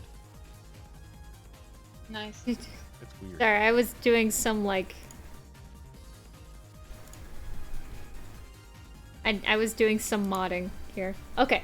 Oh, that dude guy keeps spamming weird excerpts. Yeah. SNT then homing attacked Magi, but Magi did another psychic attack to avoid it by throwing her all over the room. SNT tried to boost, but Magi seemed to know where she was at all times. Even with his eyes closed, and would either dodge or counterattack by spamming with psychic. It seemed that SNT could do anything to attack him. Magi-chan then in the possess flipped gravity, and then put gravity back to normal to confuse her. Magi was ruthless and was trying his hardest to not stop his attacks. He would throw her around and homing attack. Magi-chan was too powerful. SNT was getting tired, but could not get a breath with a ton of attacks after another. She was about to pass out, but she had one last thing she could do. She quickly grabbed one of her Chaos Emeralds from behind her back, and then shouted, No! Magi-chan then knocked the emerald out of her hand, and it was now rolling on the floor behind her. SNT then realized what Magi was doing. Magi can see the future! He then ran for the Chaos Emerald on the floor, but SNT then grabbed another Chaos Emerald from behind her back. That was when they both faced each other, like it was a race for the emeralds in hand. If SNT didn't yell in time, the fight would be over for her. Magi and SNT suddenly faced each other with the emeralds in hand, and both yelled, Chaos Control! It was at this point where time slowed down. SNT opened her eyes and found that she may have been slightly faster than Magi. She took advantage of it and ran up to Magi and took back the Chaos Emerald and beat him up with 10 hits. When time sped up again, Magi found his body was hurting and that he was knocked out. Magi fainted with the hard blows from SNT. SNT got through... SNT got through Act 1, rank S, score... Okay. Score, I guess. The ground started to shake, and she felt the floor under her feet starts crumbling. SNT quickly ran to the stairs by boosting. She made it by jumping to the door opening. Magi went down with the floor and then covered in the rubble. SNT wanted to save Magi, but knew that if she went down, she could never get back to Eggman. SNT had to keep going. 4 cent egg, Act 2. With the last part of the building, SNT had to fight with falling platforms and stairs. It was like Eggman was shaking the building. It reminded her of going through Wild Zone after fighting Shaw Wheel, when she put a temporary curse on her and the trees and ground kept trying to kill her, but she would survive. Okay, so the curse wasn't really a curse. It was just like a debuff. The area, yeah, the area was also darker, and it was late at night, and there were no lights on. Some of the floors were completely black, and SNT had to grab a temporary light, which would last for 15 seconds before going out and renew the light. She had to collect batteries. These are shitty batteries if they only last 15 seconds. Yeah. It's Eggman batteries. What do you expect? Horror game batteries. The badniks were remixed a little as it would attack the lasers and create light for SNT to see in the dark, which would also hurt her if she touched it. She was still climbing the building, but she then soon found a large ring and jumped into it. Special stage! Get the other stage in 1 minute. This was possibly the hardest stage in the world, as every jump had to be precise and perfect. SNT really had to focus. This time, the track she ran on was falling apart, and so she had to jump in time to make sure she didn't fall off. It was really close and hard. She did hit one spike and lose 10 rings, but she didn't give up. Eventually, she barely made it before the clock ran out. SNT got a Chaos Emerald. I need one more, SNT mentioned. I wonder where it could be. Then SNT made it to the 66th floor. She was confronted by a circular path all the way to the 72nd floor. On top of the building was a ball which looked similar to the Death Egg, but on a smaller scale. It was built on top of the building. Suddenly, right behind her, she saw Eggman laugh. Welcome to your resting place, SNT. I built this place out of the leftover ruble. From previous building that stood here one time. I have a special surprise for you. Show me what you've got, Eggman. I'm not afraid of you, SNT yelled back. Eggman then... As you can see, it's a small, little duck. Eggman then took his floating mobile and got on what looked like a white-orbed shouldered dragon she saw before. What is that? Meet the goddess of space and time of this world, Palkia, Just a space. Pokemon which will destroy you. But not yet, as I have yet another surprise. Come hither, Roboso. Eggman yelled. Just like that, a robot who looked familiar. One of its eyes was not covered, but the other was covered in electric equipment. Its body was blue with spikes coming out of the back, something that SNT recognized. Sonic! SNT yelled. What did you do to him? I tamed Palkia with this Chaos Emerald. Eggman said, holding the stone up. And ripped Sonic out of our dimension and knocked him out. Then I roboticized him. This is not Sonic anymore. SNT started to get scared. He has the last Chaos Emerald and a roboticized Sonic. It hit her in all the wrong spots. Eggman explained. Let's see you try this out to get yourself out of this one, since he is the love of your life. Get him, Roboso. My voice is getting scratchy. Robo-Sonic then took the jets he had on his back and fired them up. SNT quickly boosted to get ahead. They were both now climbing to swirling paths to the 72nd floor. Sonic was clearly faster than SNT, but SNT tried her hardest not to stop running and to speed up. Sonic flew into the air and attacked her head-on. SNT couldn't dodge and tripped on her feet. Sonic didn't blink, it kept running behind her. Sonic! You need to snap out of it! It's SNT, remember! Sonic yelled. Sonic then went ahead of her and attacked her by doing a diving attack, which SNT then avoided by jumping. Sonic, I can't attack you! You're everything to me! SNT said in desperation. Sonic then did another attack this time by coming up behind SNT and trying to run her down. SNT then jumped behind her. Sonic then suddenly stopped to trip her up, but SNT avoided it be jumping overhead. No matter what Sonic did, SNT could never get herself to attack or counterattack. It was just too hard for her to hurt him. What's going on? Nothing. Are I you saw anything on Tumblr. I have a short attention span, leave me alone. They both ended up running up the spiral ramp up into the ball on the 72nd floor, where SNT found herself, now trapped into the ball when the door closed behind her with wait, I lost it. It's one really long sentence. Just read it completely monotone. That's what I do. They both end up running up the spiral ramp up into the ball on the 72nd floor, where SNT found herself now trapped into the ball when the door closed behind her with just Hay and Sonic. Eggman riding Palkia comes in through the top of the ball, and that was when things got real. Sonic was diving into SNT as Palkia has been making slashes with his arm around her. They were two obstacles to avoid, but every time SNT dodged one, the Palkia's or Eggman's attacks, they would hit Sonic, destroying more pieces of his robotic side. Sonic would attack by turning into a ball and trying to homing attack at SNT, but then she jumped onto Eggman on top of the dragon. What are you doing? Eggman asked. Sonic then hit Eggman when SNT dodged, damaging both of them. If I make them attack each other, I could get away with this, SNT said to herself. She kept getting in front of Sonic to make Palkia attack Sonic, as she would get on Eggman to make Sonic attack him. Eggman would catch on through and use Palkia to shake SNT off, which SNT would have to hold on or fly in front of Eggman to get Sonic to attack. SNT had no problems also attack Eggman directly too. Jesus!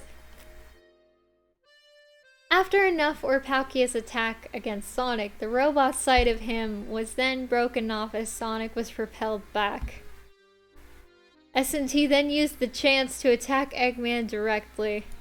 Suddenly, Eggman's pod exploded, sending him flying to the ground in front of him. Palkia was now free from Eggman's grasp. The Chaos Emerald then flew into the air as SNT then went into the air and caught it with her hands.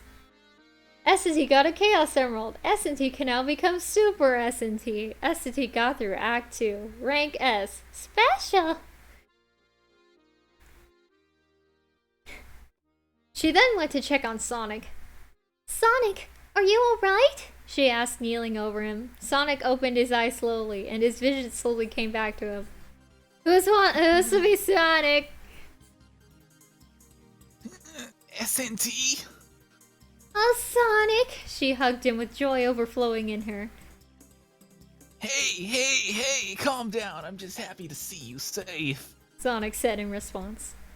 Suddenly, the base all around them started to shake and self-destruct.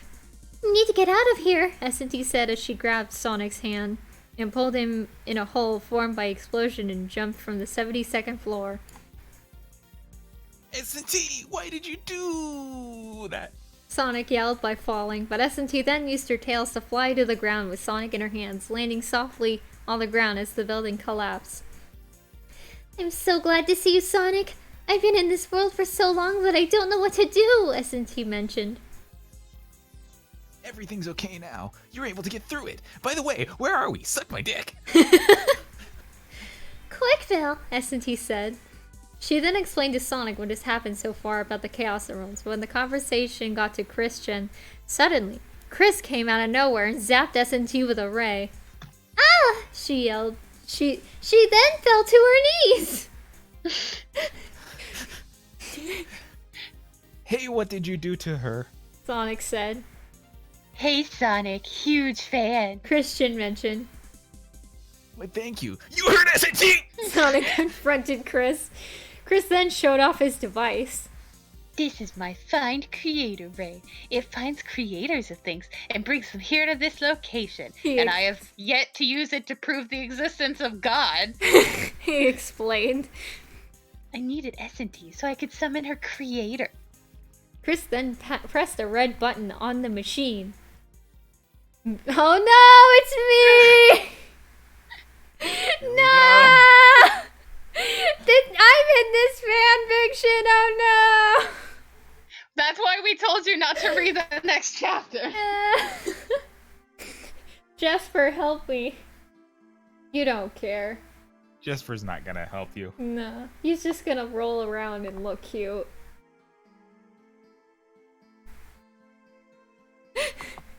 Meanwhile, somewhere in the United States, a girl named Courtney is in her bedroom finishing something on her computer. That could be anyone. That could be me, that could be you. And done. The latest episode of SNT Forces is now complete. Now I have to export it, and of course Premiere Pro is going to take all night, so I guess it's time to call it a night. I don't use Adobe Premiere Pro, I use HitFilm, so there's that. Also, the latest episode of SNT Forces took an hour to export, so... she said to herself. Suddenly, a wind starts blowing outside as she left the window open to get fresh air in. I never open my windows, so there's that. She went up to the window and started the process of closing it. But then a bright light appeared out her window and the wind increased to tornadic levels. Tornadic levels. She then knocked off of her feet and found that a portal has opened in her room on her floor. What's going on? She was then sucked down the portal, unaware where it would lead. A portal opened up above SNT, Chris, Sonic, and now Sonichu and Rosechu, who just arrived on the scene. Suddenly, a blue-headed girl with cat ears fell out, and Chris then got in position to catch her with her hands. Ew. When the girl landed, Chris lost his balance and fell on his butt with the girl on top of her. Ugh. Wait, what happened? She said right on top of Chris. As her vision cleared up, she saw SNT and Sonic. Wait, SNT, is that you? How do you know my name? SNT asked. She then looked at what she landed on. Eek! As she shot up to her feet. I am terribly sorry. Wait, Chris-chan? She asked. Yeah. Chris replied. Can you not, please? You're being annoying. Stop it, that's mine. That's mine. No playing. No fun allowed. We're reading fan fiction. No fun allowed. Okay. Okay, I must be dreaming. There's no way I could be meeting my Sonic OC, she pointed at SNT, and Chris-chan in the same area. I would just expect to meet Chris-chan at like a convention or something. This is too much. Sonic OC, SNT replied. Who are you to call me that? How does she know what that means? I don't know. She didn't even know what fan art was. How does she know what Sonic OC means? Can you not? Why are you like this? Why though? He keeps attacking my jacket. This is mine, not yours. Go be annoying somewhere else.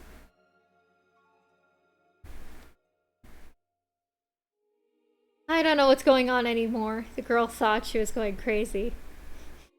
Courtney, I am the one who summoned you. Chris-chan said, all proud-like. Is it because I used your characters and redesigned them for that video? Courtney mentioned. In that case, I'm sorry. Please don't sue me. No, actually, it's for a different reason. Chris mentioned. I have summoned you here to solve my love quest. Love quest. Oh, that's great. In that case, I'm so happy that you don't want to— Wait, what? Courtney just realized what Chris-chan said as suddenly she found her hand being pulled. Come on, Courtney. I can't wait to date you. Christian said, running along. Wait, Chris, I don't think you should be doing this. Please let go. Courtney yelled, help me! When is a Sonic OC? SNT still pondered. What are you doing here, SNT? We have to go after her. She needs our help.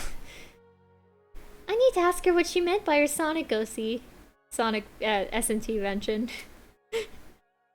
Both Sonic and SNT that started running after Chris and Courtney. SNT knew that her adventure through Quickville wasn't over yet. I'm gonna stop now. This is too much. Getting too real. It's too real. I don't like it. You were abducted by Chris Chan. I hate like this. how you manifest as your persona. Yeah. I'm just like, I turned from a regular person to like my cat Sona. I thought the implication was that you were already looking like that, just fucking in your bedroom or something. I mean, I wish. Stranger danger.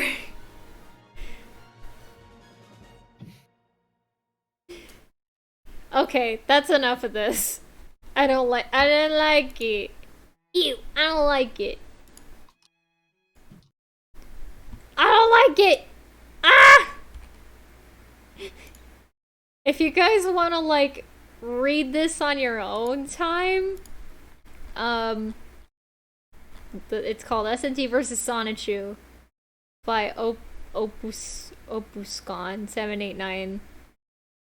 It's on fanfiction.net. So, like, if you're really that curious, then you feel free. Have a ball. Wee woo wee. Yeah, happy birthday to me, huh?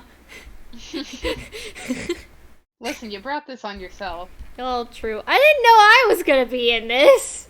I just read the first couple chapters and I was like, oh, this is kind of entertaining and silly. I'm going to post something in the link dump really quick. Oh no. From the next chapter. Stop scratching! Stop scratching! No! Stop it! Rank S sexy. No!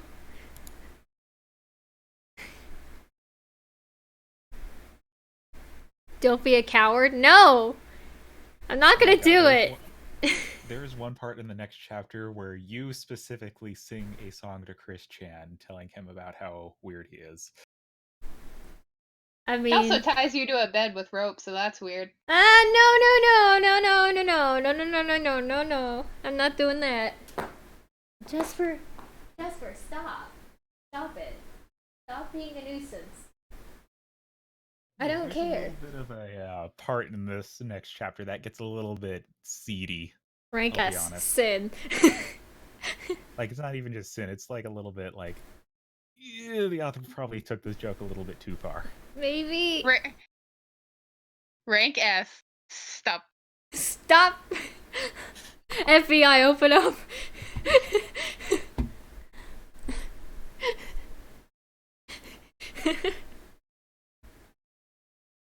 It's just like, I don't know.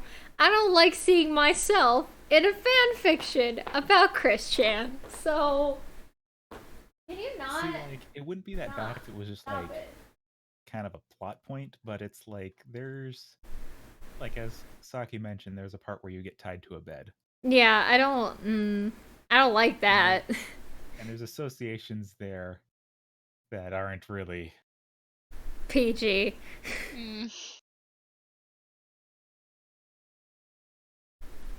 This fanfiction is mega sus, I believe. I agree. I believe it, I agree. So Can what you now? not? I'm gonna go on Twitter and because people were saying that they sent me fan art, but I'm not sure if they mean on Twitter, on Tumblr, on my email. I don't know.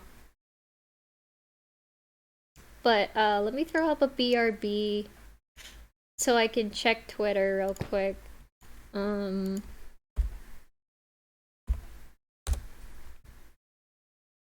Ugh.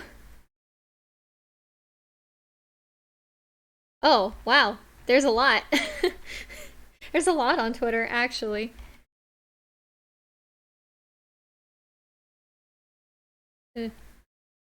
So, okay. So, let's see. We'll start with...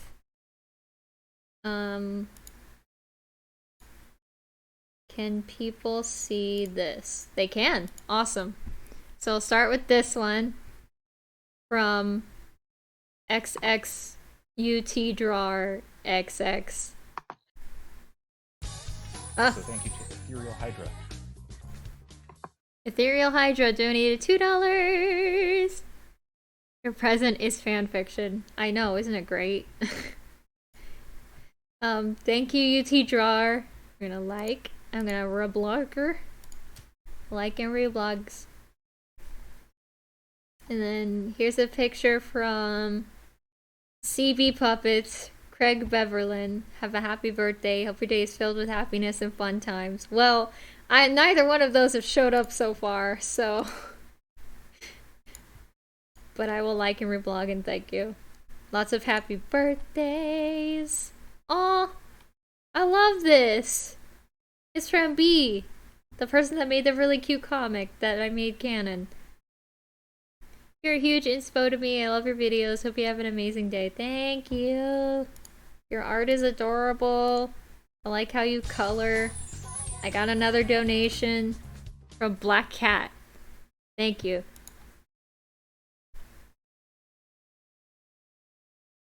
Thank you, thank you, thank you.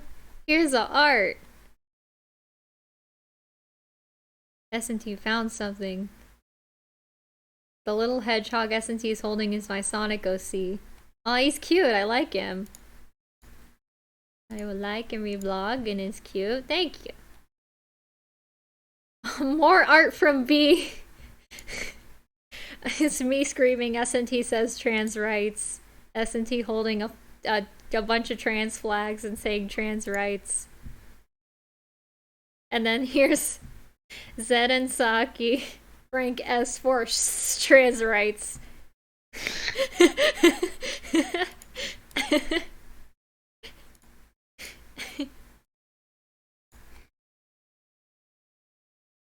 Oh. And that's it. That's it from Twitter. Hooray! Oh, I'm gonna show you guys the comic. Let me just whoop. Let me just go on my Twitters real quick. Tagged fan art.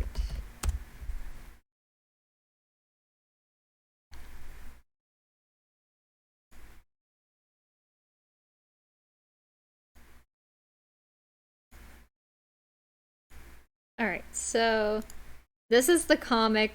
This is the comic that B made. And this is how SNT gets her dress back at the end of SNT Forces. Rookie gives it back to her through a portal. And it's cute. Appreciate the art.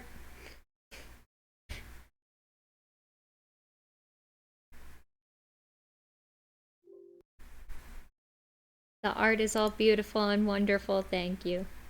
Thank you everyone for being here and suffering with me. Thank you, sister.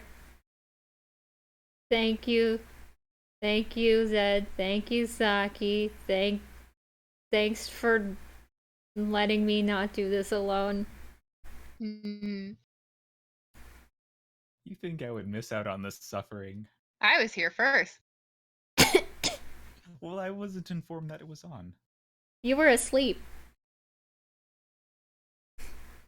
You were asleep when you started. This is what happens when you sleep, children. Yeah, you depressed bitch.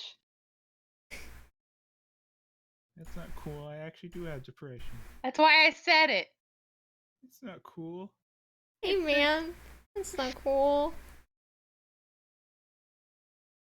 Can someone give me a quick recap? SNT was transported to Sonichu's world, and shit happened.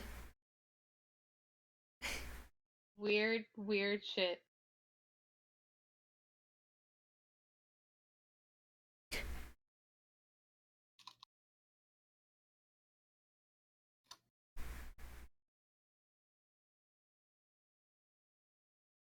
Oh my god. Okay. I think I'm done with this. I'm done streaming. I have suffered enough. Oh my god, Netchan, I'm sending you a thing on Tumblr that you have to do. Oh, okay. What is it? It's an alignment chart for McElroy boy-based humor. So on the x-axis you've got soft boy and rowdy boy, and on the y-axis you've got perfect boy. Now that's a boy I could get into, and garbage boy stinkman belongs in the toilet.